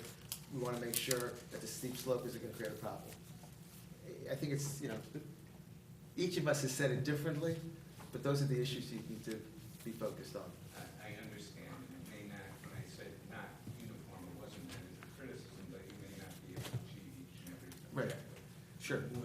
Moving the house to the north helps with sightline, perhaps, but it doesn't do anything as to your setback. Well, but it does, because you can, the farther north you go, the thinner you can make the house, which helps your setback. I'm not sure I understand, but I'll ask you. If you extend the length, you can narrow the width. This is a key. Why don't we, I'll ask you to adjourn, and we'll think about it, and we'll either submit revised plans or ask you to vote on the record as it exists. I move to adjourn and keep the hearing open. Yeah. Second, all in favor? Thank you very much. Hopefully we'll see you next time. Thank you very much. Okay, the next item on our agenda is 17 Bel Air Drive. This is a public hearing on an application to construct pier fencing on portions of which exceed 6 feet in height.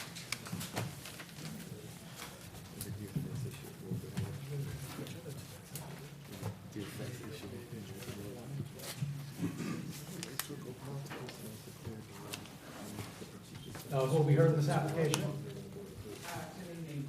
We submitted some amended paperwork to give you a better idea from what we were able to post online. And this reflects the results of meetings we've had with each of our neighbors. The original application asked for fences in different locations. Our property is very steeply sloped. And Is this the latest? the one that is the paperwork that was just given to me, 10-page. Is it this? Yes. This right here. A year ago, we applied for a zoning variance to do a major renovation to the interior of the house. Jeremy, do you have the package? There's 5 Oh, oh. copies. Sorry. Hogging it. Just pass them all down now. We got there. No, it's, yeah, that's not now. We're good here. Everybody have one? I think we're gonna need to Sorry. scrap Go that. ahead. So a year ago, in July, we applied for a zoning variance to put an extension on the front of our house and redo the house, and redo the landscape. Since that time, we set about working with a landscape architect in Hastings, Charles Sadler, and we have a problem here. We planted a lot of stuff, and they did it as soon as we planted it. Yep. And we have a number of new neighbors, and the reason we gave this to you a little late is that we've met with each of them and asked for their feedback. And the gates accessing the site have changed because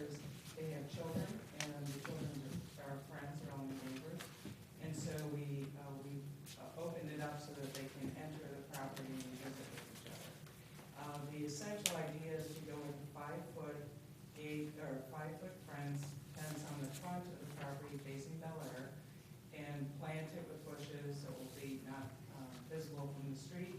And as the fence goes down a very steep slope on the south and the west side of the property, to increase from 5 to 6 to 7 feet, 7 feet on the west side, and then it will go back from 7 to 6 and fold back into the house. The neighbors are all happy about it, and our plan is to plant this so that we have kind of an invisible fence. I guess the only reaction I have to it is the part that you have that's out on Bel Air, the blue line. Yeah. I would feel much, I hear you with the deer, they drive me crazy. I don't like the idea that that's along the street. Well, it's If- not, if- it's 40 feet from the street. No, it's not. Well, if you look at the site plan, it's 18 feet on the shortest side, and I believe 30 or 40 feet back, because it angles back. And so, and our whole idea was to not put it in front of the house. We're trying to use bayberry and bushes that deer can't get through, and keep it as far back from the street as we can. And the fence goes right where the hill drops down steeply. And that's why we tried to keep it at 5 feet, hoping that the deer don't want to jump off the cliff. Well, but if you put it as an extension of the stonework wall that you just put in, Yes. and run that south to your property line, the fence would almost be invisible from the Well, street. The problem we have there is that the slope is angular per the plan, and then it drops down incredibly steeply, which is why we gave you the supplemental photographs. And really, the only way to install the fence is on that angle because of the drop of the slope after that point. Because if it, otherwise, it would be just to jump off the hill and over the fence. So we're trying, and after a lot of conversation with our neighbors on the northwest, south, and east, we came up with this idea of following what used to be a big row of bushes and plantings that kept the deer out, but those were all decimated by the renovation that was done, because the grading was required per the site plan that was associated with the original renovation. And so the fence that we have proposed follows the natural contour of hill, and then it follows it down as it drops off the steep slope. Could you just come here, I'd like to just show you what I'm thinking, because I think I just made it clear. If you ran the fence from here, that's your point right now, and you run it up toward the street. If you were just to run it over there, it would really be behind the hill, and not as visual from the street. And this part of the property isn't really Well, if you especially look at usable the, anyway. At the zoning, at the site plan, because it, I'd go actually, so where far I as- show it, the drop from there to what you have shown is probably 7 feet, 6 feet. It's, it drops Yes, down. but it's a cliff from the street. It's less of a cliff from here,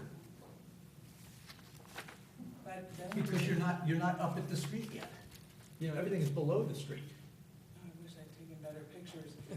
The challenge we have, if you do it that way, then you have to put like an 8-foot fence.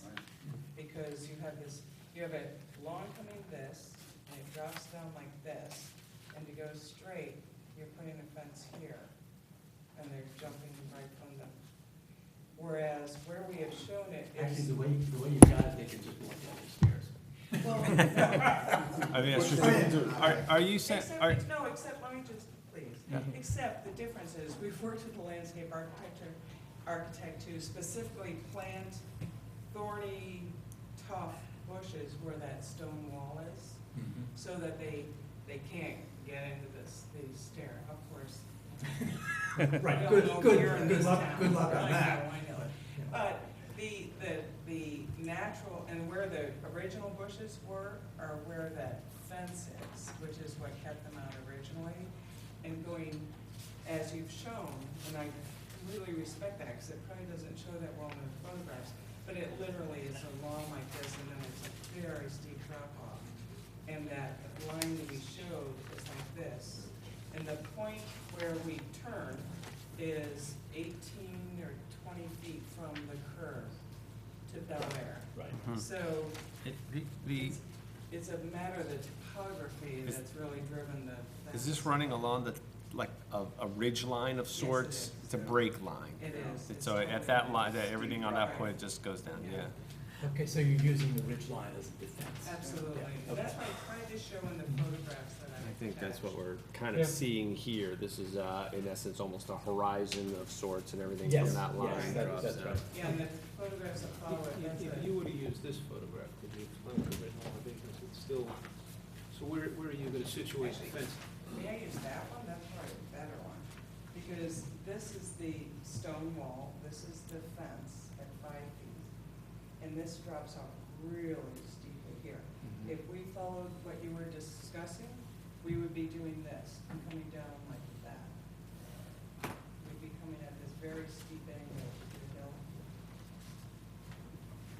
And so the idea was to follow the ridge line here and then follow it down the hill. But in the interest of not having this gargantuan fence, was to install it and then plant it so that we could create a deer barrier without creating a visual, big barrier. And so that's why, it's following the ridge line right here. And I don't know, yeah, I mean, that's a little better. I mean, so to your point again here, so that would kind of be the ridge line. If we went straight off, we'd be here. We'd be way down the hill. Because it's an incredibly steep drop Yeah. off. We've had to put a lot of erosion control in and a number of, Side comment you have to that nice. Why, Yeah. I'm struggling with this because it's a variance to ask to prevent something that's just pervasive here. It might as well, we'll allow it for everybody in a way. And I'm wondering why the dimensions. I mean, everything is about a foot, in the back, you're allowed 6 feet, you ask for 7. In the front, you're allowed 4, you're asking for 5. The side, you're allowed 4, you want 6. I mean, what's behind those dimensions? Is someone advising you that that's what's needed, or I'm just not clear? yes, based on the topography of the land and the size of bushes you can get and the type of deer apparently don't like to jump off a cliff. And I'm not an expert don't know why. in deer psychology. If I were, I'd put a lot of money in this town. But when it comes to our backyard, it's not on the street. And they're pretty much everyone we've talked to, from landscape architects to landscapers, and we have planted trees back there, and they're all eaten at about 7 feet. And we've spent thousands of dollars, and I know that it's our problem, but to mitigate that, we would like to make a beautiful barrier. And we want terraced gardens, and we realized we can't. We've tried planting so much this summer, and they've gone through because it's protected. Because it's a slope and nobody sees them, they've eaten everything we planted. It's become a community-wide problem, like John Right. was alluding, and they're even eating stuff that your landscape architect will say is poisonous to them. Absolutely. And so, We tried that. I'm not sure there's a foolproof solution. Well, so speaking with our neighbors on the south and the west, who also have this problem, just in the sake of community consensus, because we wouldn't, just as we approached our house renovation, we wanted to play by the rules and do the right thing. And our thought was to plant fuchsia, which is a thick growing tree, and provide a nice barrier and for our neighbors, and and they're delighted by that because they have a deer farm as much as we do. And not have it be the intrusive thing that you might think a fence is otherwise. This is not seen from anybody other than those two neighbors. And it allows us to do this terraced vegetable and growing garden and a lot of other stuff we want to do with what is otherwise a really barren backyard, as you can see from the photographs. So we're trying to do the right thing, and every expert we've talked to has said you've got to be 7 feet on the lower side. Flat. Yeah, everything else is very, very steep. Would you consider moving the front yard fence back to behind the new patio on the front so that it's further downhill and I know it limits your protected area? Actually, we looked at that, and two people we talked to said we'd have to put in a 10-foot fence because the steep is so slow, the slope is so steep. Yeah. That they would come right and it would be like a diving board into. We've looked at this pretty much every way from sundown. Yeah. And we're trying to recreate what was there before, but what was there before was all bushes. All pack of sand And ground cover. on the backside, on the That's hillside. one of the few things they don't eat. I know. Yeah, but on the fence side, the idea is we would put bushes, bayberry in front, which they don't eat, and a number of bushes on the backside, which they do eat, which we've now found out, and hide the fence, but allow us to have the bushes, the trees, and get some ability to do something with this property that we can gainfully use. Right now, we really can't plant anything. And I think that the fence barrier is really the only. And our neighbors would be happy to give affidavits to that effect, because we Well, don't want. they'd be here if they weren't. Absolutely. Because we don't want to do the wrong thing, and we don't want to, we'd like consensus on it, and, if you need it, we'll bring our landscape architect, but it's pretty straightforward, it's that 7 foot along the back, and then dealing with the little steep hillside on the side. Well, I'm not crazy about the front, but I think as long as it's landscaped. We have a very lovely landscape plan. And I think if you'll see from the before and after the house, we Yeah, really right. followed everything you required by the letter of the law. And it's been Yeah, wonderful for the us. the changes are. Yeah. Really great. You gotta, Is this the fence you proposed to use? It says picket fence. Okay. But it's Not the just black metal. It's Not like yeah. a schoolyard fence? No, it's black metal, it's, Yeah. So Avante, it's less very high visible than- reliant, yeah. And it's, 'Cause that makes a difference. I've seen some Absolutely, yeah. deer fences recently which look like they Horrible took mesh. the schoolyard and they Yeah. just Chain link. chain link, yeah. no, and that's why we wanted to do the right thing. We made a big point about meeting with each of our neighbors, and they're very delighted about it. So we just want to do the right thing by you and take this house that was really cruddy, and, we did phase 1, now we're ready to do phase 2. Yeah, I would love that front fence to be moved back, but. Unfortunately, the steep slope doesn't allow that. We've looked at so many options. And how are you guys keeping, how are you gonna keep them from just jumping over here? From walking here and then jumping over this portion of the, Because It's- we are planning. It's right on the ridge line. And at that low stone wall. we're planning- You see how the lawn is we're flat? actually planning Right at that flowers. horizon line on the left is where it goes down. So we're planning bayberry and thorn, which, and, nothing's deer-proof, really, but I think this is the best we've been able to come up with after a tremendous amount of study, and keep everyone around us happy. okay. Thank you. Everybody good? Well, John, you don't look too good. You define good? Look. How are your sight lines? I don't want, you guys did a great job on your house. It's the type of thing, though, that, it's like, I wanna put up 40-foot high retaining wall up for my neighbor, because I want to dig my house down because there's such a hill to get into my house. Hills are there, deer are here, it's just kind of a reality of living in this area, so, that's my, I'll shut up. John, I guess my issue is, I wish this would work, but I have no real high degree of confidence Yeah. that there isn't gonna be a deer who doesn't jump 1 foot higher than the other deer. It's the nature, it's the nature of adaptation. We're trying to find that balance, and if we fail, but I think we have a good planting plan to keep them. Well, as my colleague was saying, we would probably want a condition and a variance with a commitment to the planting plan if we can come up with a way of framing that. And I think the mitigation of the fence is important. Oh, That's absolutely, visual. I totally agree. But, you know, there are hedges that are 6-7 feet high.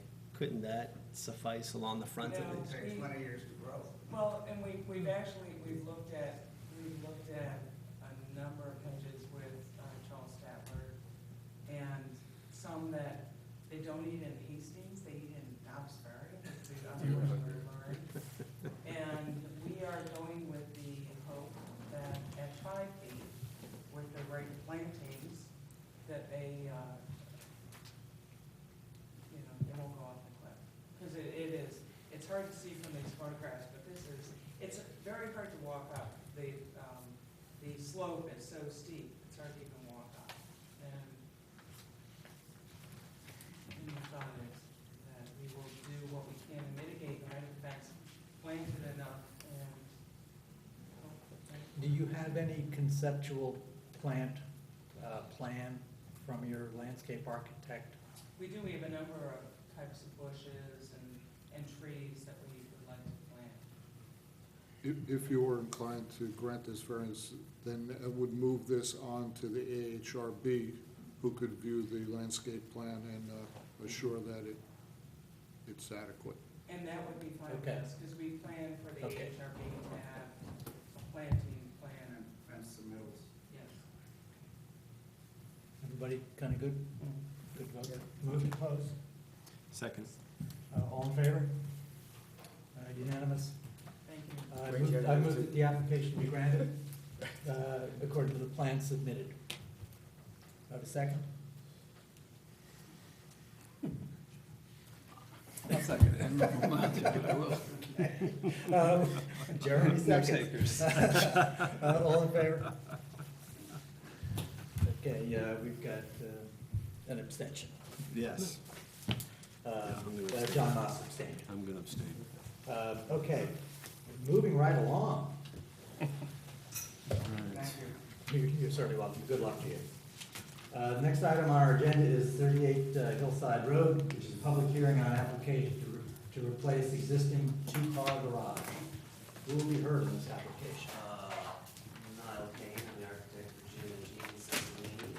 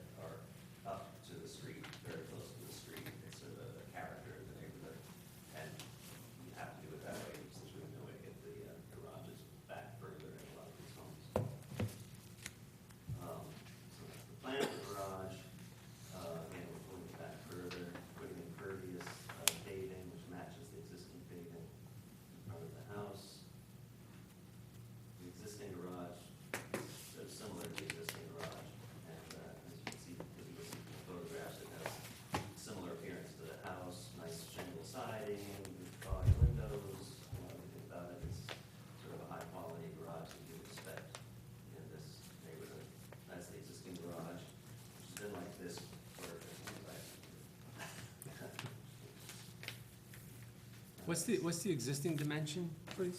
Go backwards. I'll go backwards. 20 by 20-ish? Yeah, it's even smaller. Not even. Yeah, you know, Jim is a bit of a car guy, so we're making it a bit deeper so we can have some motorcycles in front of 2 cars, and a little work bench area in front.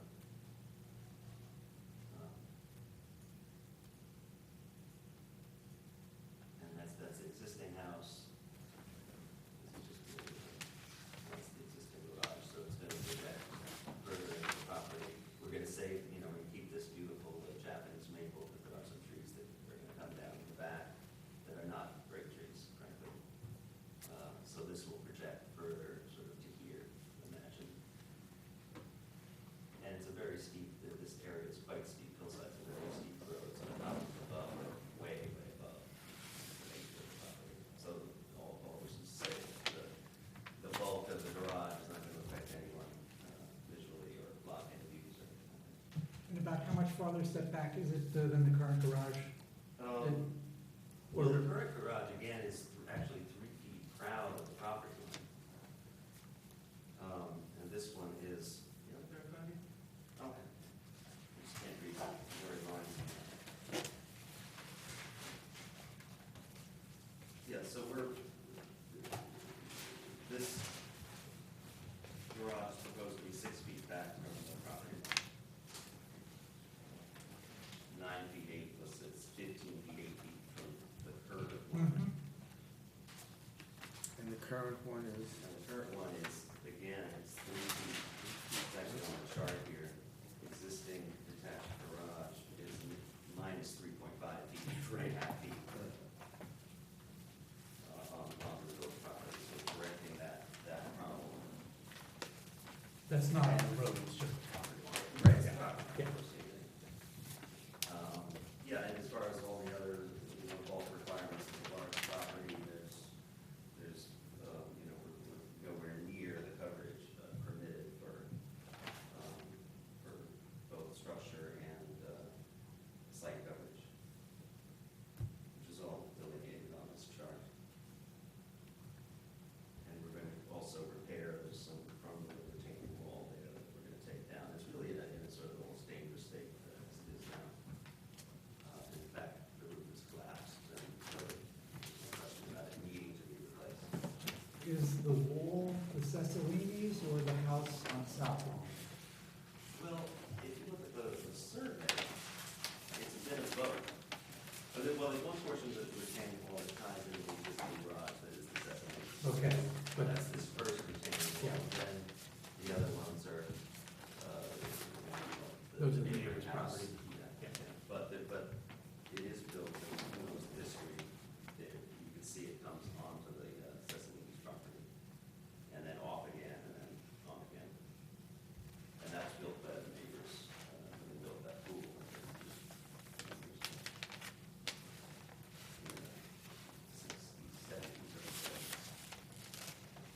Do you have a good survey? I'm just looking at this. Yeah.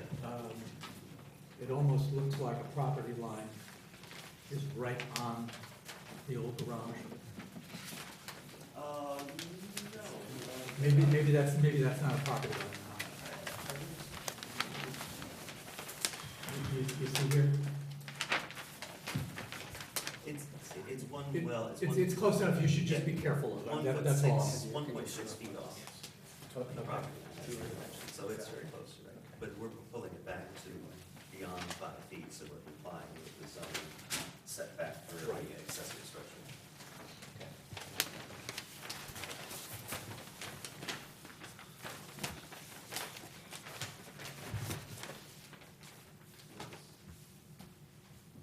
Well, I'll start off, maybe be the bad guy. I think the plans for the garage are fabulous. When I saw the plot layout, when I visited, I saw that the shed is just off the fence, and walked back and took a look at it, and those sheds are collapsed and decrepit, and I would put as a condition of any approval, their removal at the same time as the old garage is taken down. And I would say the same thing on the pool cover and having the pool cleaned up, because those are, I forgot to mention that the shed has met its demise, it's totally crushed. but it should be gone, not just dead, but buried. That will happen, because once the dumpster gets there to the old garage, that's gonna be hauled out as well. And the pool cover and the pool cleaned and recovered, Well, I don't know, that's Gene's sesame. or filled in, or, you know. Germane to this discussion? It is to me.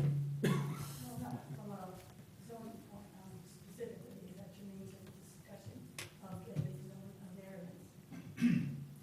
Well, it has to do with benefit to the applicant and detriment to the neighbors, and while, you know, these are property issues, they're not specifically perhaps to the garage, but there's a detriment to the neighbors that I think should be Well, corrected. we are planning on doing it in the cover, but the reason the cover is the way it is because the deer went through it. The deer cut the cover that a car can drive over. After that, totally on strength. But in any case, you have. But if that's gonna be cleaned up and covered, that's good with me. Anybody else? Neighbors are here. Yes, Doug.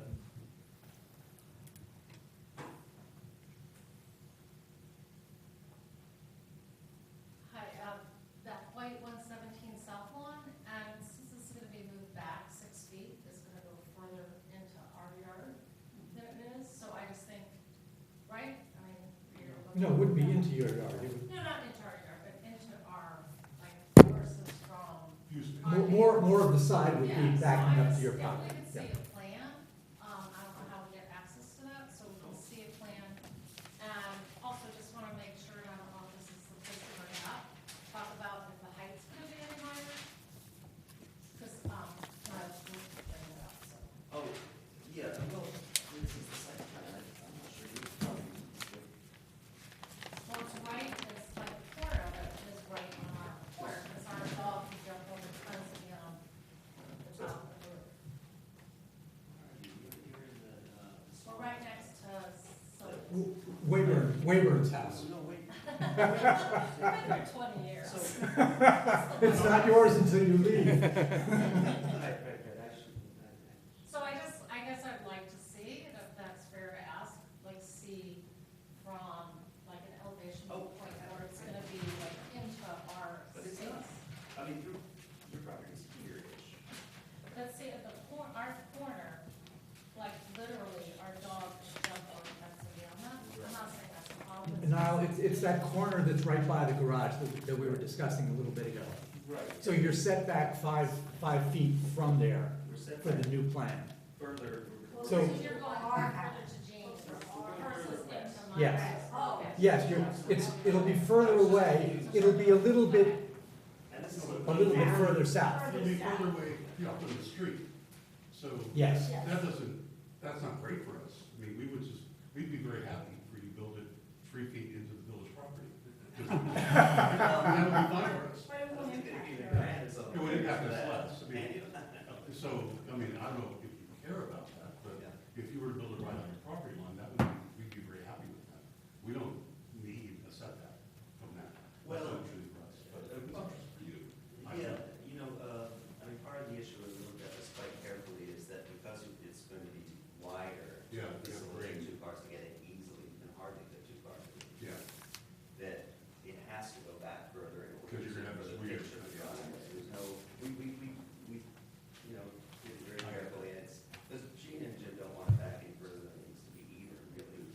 It's just a matter of facilitating the movement of the car on the road, and now the car can move out of the garage and not be in the road right away, which is important as well. Yeah, and not scrape the bottom. Right, so all of that is taken into account, it really is, And I just want to know about that. So, yeah, it's just okay, four, that's- yeah, well, it's 4 feet higher than it was before, but as, if you sit your jump on it, because it's so depressed to the ground Yeah, now, no, it's but just, it wasn't an issue on the dog, it's more like that's how. right. Since you mentioned I don't that. care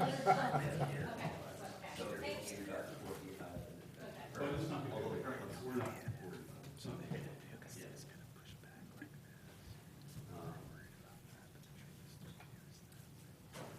Yeah, so. I hope you take down more trees. Anybody have any more know if that's questions, germane to the issues that need to be answered? All good? I move that the application, that the meeting be closed. Second? I move that the application be granted according to the plan submitted and subject to the sheds being removed, the pool being cleaned and recovered. Do I have a second? Second. All in favor? That's unanimous. Thank you. Good luck to you. Thank you.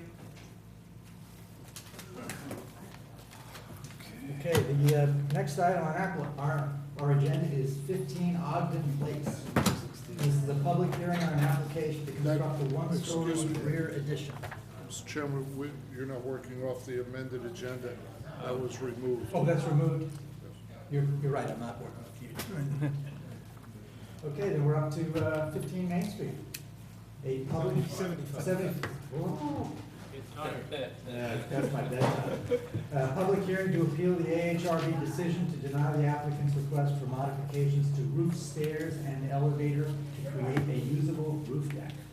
And we'll be heard in this application. Mark Platt, applicant. So, going back, my mission / vision here, this property that has DV and NDR2 very complicated site, is to restore, which I have, and you'll see an illustration here, restore the existing building as close to its original state as possible, as well as the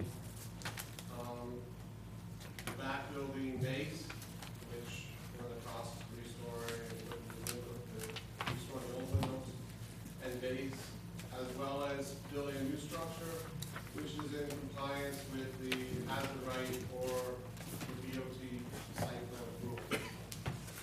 So, question is why am I here?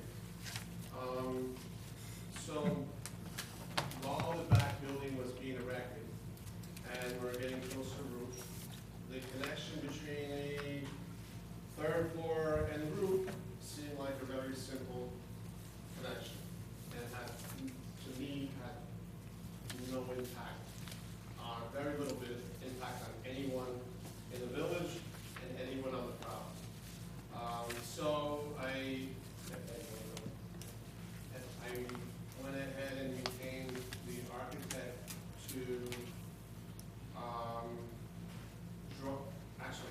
so I went ahead to the building department and met with Ed, and I said to Ed, what do I need to do? He said, gather the drawings and go in front of the HRB. So I did that, and then I went in front of the HRB, and I got shell shocked, to say the least. There were 4 people at present, and one person came out, no. One person said, you gave enough. The other one was indecisive, and the other one was kind of nowhere. And there was literally no one in the audience, and it was just me. So they voted and denied the application. And out of frustration, I was out in the lot, and I see Michael, and I said, Michael, I don't get it. I mean, I'm totally within as of right. I'm within the height, I'm within the setbacks. I'm not impacting anybody in the village or here, I don't get it.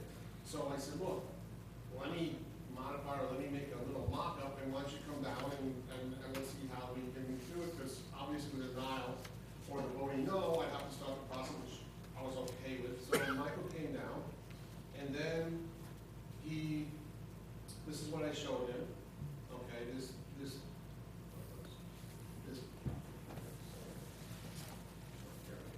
piece of wood right here is what I put up, and this is the deck, right here. So That's this piece of wood would be what you're standing on. what you'd be standing on. Yeah. So I showed him that because there was some reference that it looked like a third story, and I said, I don't see that. And transition, it doesn't have, and we are standing at Hudson Terrace, which isn't the greatest view, but this is how far back you have to get to see it, okay? And show what's looking down on it. So here, this is looking down from the third floor, obviously, this is just roofing paper right now. Yeah. And basically, by putting the deck, it just cleans this whole area right here to make it one clean line, so people looking out the third and fourth floor are not looking at all this cavity and this, and it's just cleaner. I thought it was cleaner, you know, I haven't created that yet, but I thought it was a cleaner look. So I really was taken back from it. So anyway, I meet Michael, and he says, you know what, let me talk to the guys in the back, okay? So 1 week goes by, 2 weeks go by, I don't hear from Michael, and I'm like, what do I do? So I go ahead and I sit down with Charlene and Mary, and I say, what are my options here? I really don't see why, and I would say if I talked to 100 people, 100 of them said they didn't have a problem with it, and it didn't impact anybody. So they said, you can appeal it with the ZBA. So, and the AHRB has 30 days to issue a denial letter, okay? So I went ahead and filled out all the paperwork, and went ahead and here I am, okay? So I never got a denial letter. I called and asked for it a couple of times, and here we are, 21 days past the 30-day deadline, and at 6 o'clock tonight, or 5 o'clock tonight, I get a denial letter, okay? And it's like, it takes me off guard, and you know, it didn't give me a lot of time to address some of these things, but I can easily address them. But I think it's the process, you know, part of this letter says something about me appealing and disregarding the process, which I just follow the process, okay? So I am, you know, and I can address this, but that's what show the picture of what we're proposing here. So again, this is, you know, one illustration, and, you know, part of this says that it affects the historical part of the existing building.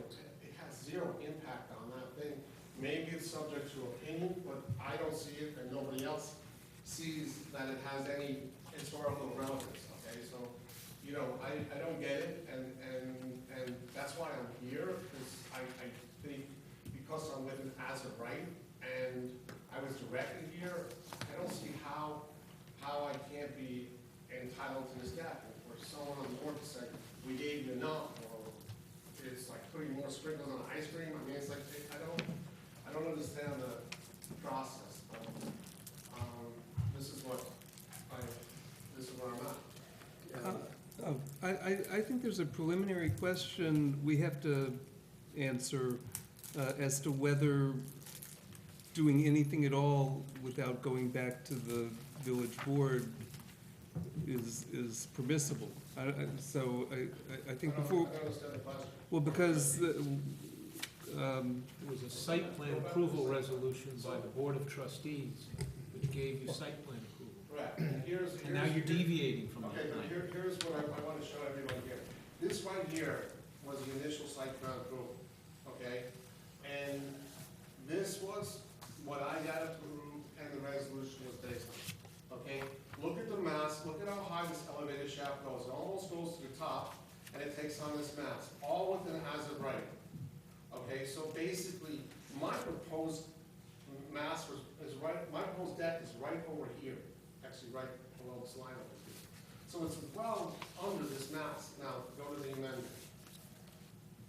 So then,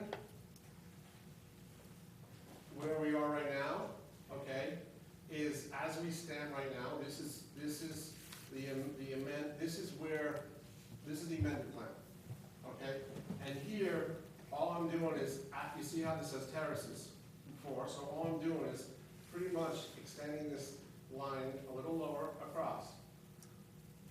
So I don't see it as being a third story. And I understand the process about, you know, why doesn't the DOT, but if the DOT should have done it, then I should have been told to go to DOT before spending money and everything else, and I'm an architect, I should have went to this AHRB. Well, Board of Trustees. No, I mean, the Architecture Review Board reviews things and makes recommendations for the Board of Trustees, you know, and the Board of Trustees vote on it, and that's what gives you the ability to do what you'd like to do. They have the final say. Okay, but I'm well within as a right. Well, I don't know what you mean by as of right. You're changing the plan. You change the plans, and the Architecture Review Board's job is to look at the suitability. You know, they have trained eyes, and you said everybody you talk to has no problem, but it seemed like the people that are in charge of the process are the ones that have the problem. Okay, when you say process have the problem, first of all, if you watch the video, I'm not sure. Yes, I did. You did. There was one person that was prominent in the problem. There was another one trying to resolve the problem, and I'm not gonna mention names, but I'm saying to you, for me, having 300 people in the audience opposing my project, really having problems with it, to the core two over here, it's saying that I don't know that if I like vanilla and they like chocolate, I mean, it's like, I don't see that there should be a denial on this, and because I'm as of right. And Well, no, you're not as of right until the Architecture Review Board says that you are, and that they approve things. You know, the one thing I picked up from the meeting that I thought was important was that one of the members was trying to find a solution, and that was quickly dismissed out of hand by your people, and said, nope, we want to vote. And, you know, the whole process is trying to work together. You know, you have an old historic building, and you have a brand new building, and the trick is to build an appropriate bridge between those buildings. And that's really what we're arguing about. Okay, You know, we're not arguing about anything as of right. All right, okay, so forget the phrase as of right. So, if you watch all the minutes with myself and the HRB, we did a lot of workouts, okay? So where I got hit hard, and I'm gonna say it, Michael comes at me like a train and says no. Instead of him saying, like you guys, work it out, and you watch the video, he was like, no way. And that's how I took that, and that's why I got a little frustrated. And then you have some other members saying, oh, well, you got enough, and I don't see any reason to have it for that one unit. And then you have another one that was saying, we can work this out, why don't you just continue it? And then another one that was indecisive. And there was nobody else coming up here saying, you know, that there was opposition to it. Mr. Black, there is, maybe it's late, but there is a finding of fact, and it's well prepared, well written. You have not had a chance to really digest and respond. Would you like the opportunity to review and respond in a more professional manner than what I'm hearing so far today? I would like to take that, but I would like to, but I have a problem that with the process, how is it not a process if there's a timeline on an application or anything within 30 days and I get it in day number 51? We're as frustrated by that as you are. But I'm not the ones taking the hit on that.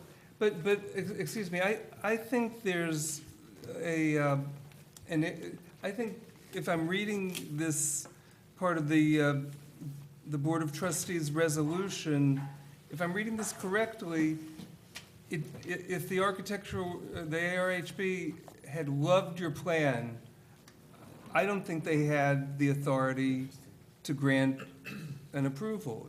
It says, any change, erasure, modification, or revision of this plan absent reapproval from the Board of Trustees shall void this approval.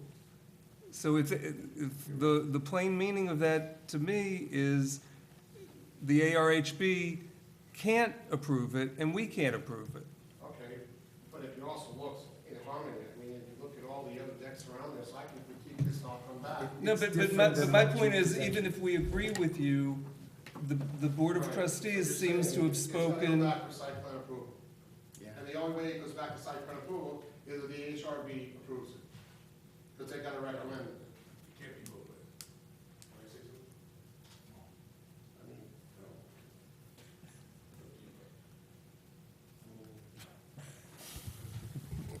no. Mr. Chairman, if I may quickly? Yes.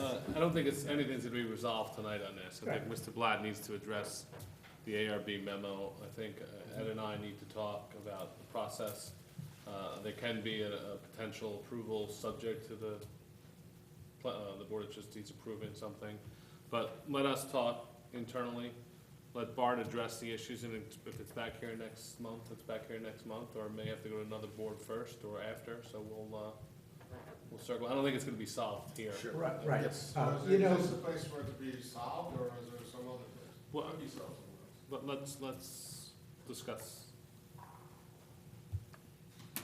That's just my 2 cents. If you want to talk about the merits, you can, but I don't know if it's necessary yet.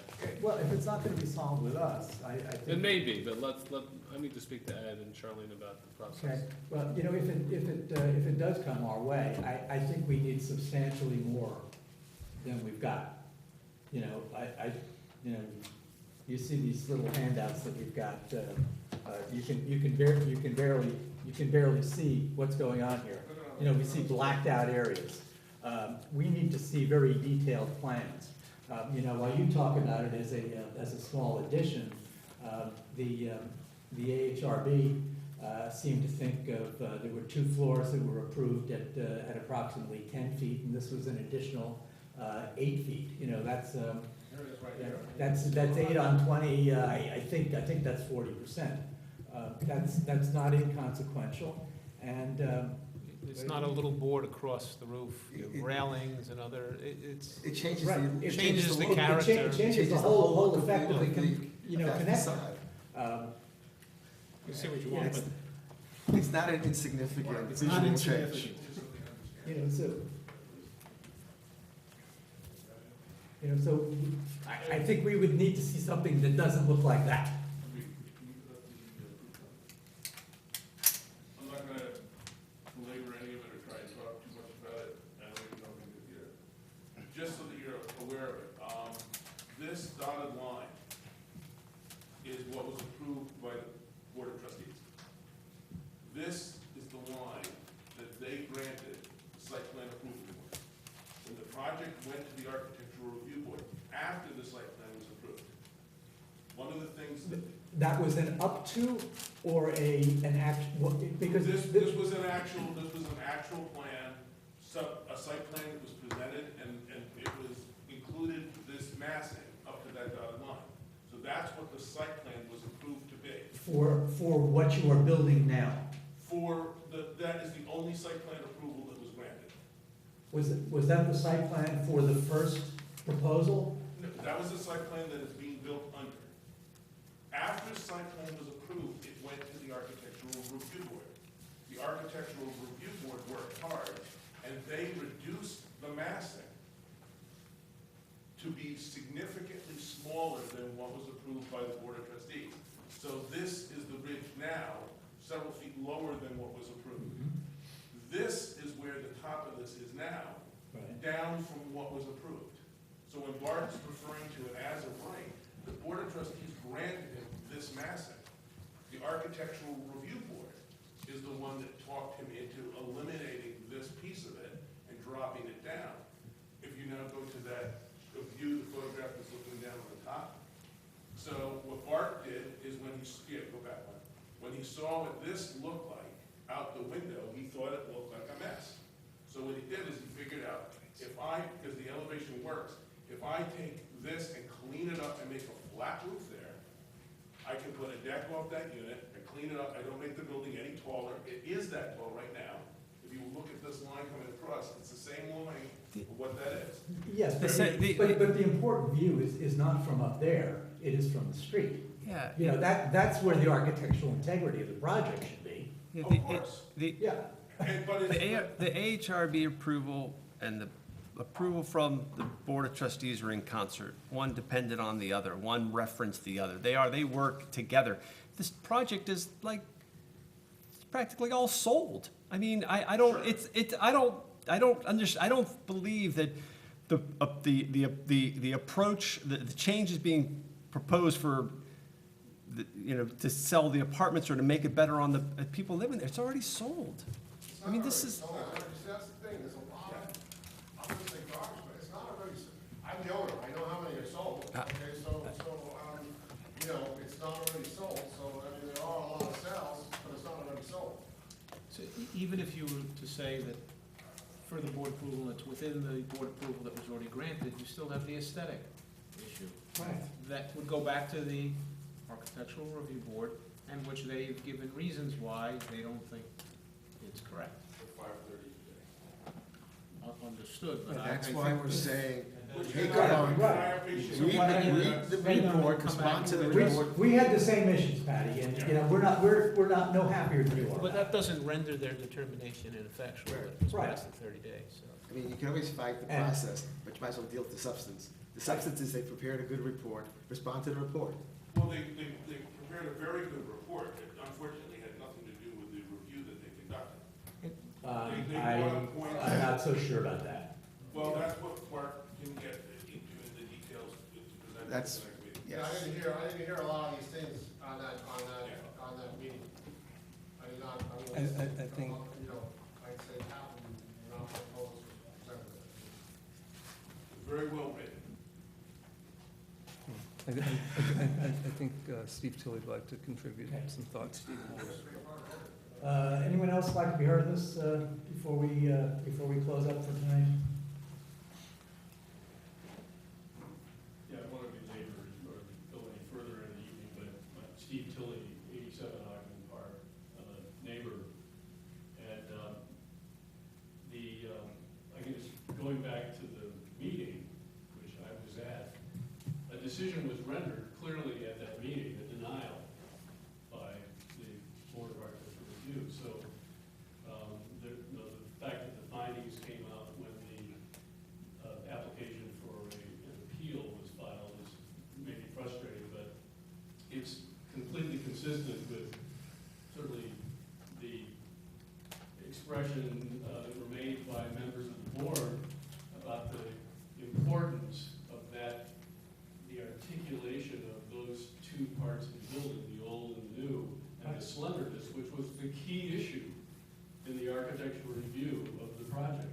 That, and we're trying to, I'm certainly here trying to prevent Bart from shooting himself in the foot, which is that he's gonna wind up with a building that looks significantly worse. The relationship is significantly worse, and something that actually, in my opinion, somebody who works with SHPO and in historic properties a great deal, that will have an impact on their review of what he is obliged to do by the site plan, which is to submit this for review by SHPO and approval as a National Register building. So it was very clear, certainly there was testimony by others of us that agreed with the opinions of the board, which were very clear. Look, it's not even worth spending our time discussing it. It was great, it's tuned up, it looks better, it will look better without it. It will, in my opinion, have more value for the building itself and certainly for the rest of us who walk by this and drive by this 2 or 3 times a day. And, will have an impact on, the surrounding neighborhood, and certainly the neighbor to the north. So, representing my neighborhood, and my opinion, it affirms the decision of the ARB, and certainly the findings are totally consistent with the meeting that I experienced. Thank you. So, I guess, if it's determined that you're coming back to us, we'd like to see a lot more detail in the way of plans, close up on the actual connector. The stuff that we've got is, it's hard to tell, what's going on from all the black ink that's, I get it, and I see that myself. I think the illustration is very hard. I think the actual, when you're there physically, you can see it better than you can see it on paper. And some of these, you know, photos don't really do the job. I can do that. All right? You know, and the bottom line is, you're building a great project. And, you know, I think everyone's appreciative of that, and we'll work our way through it. Okay, so we're adjourned until next time? Yep. Okay.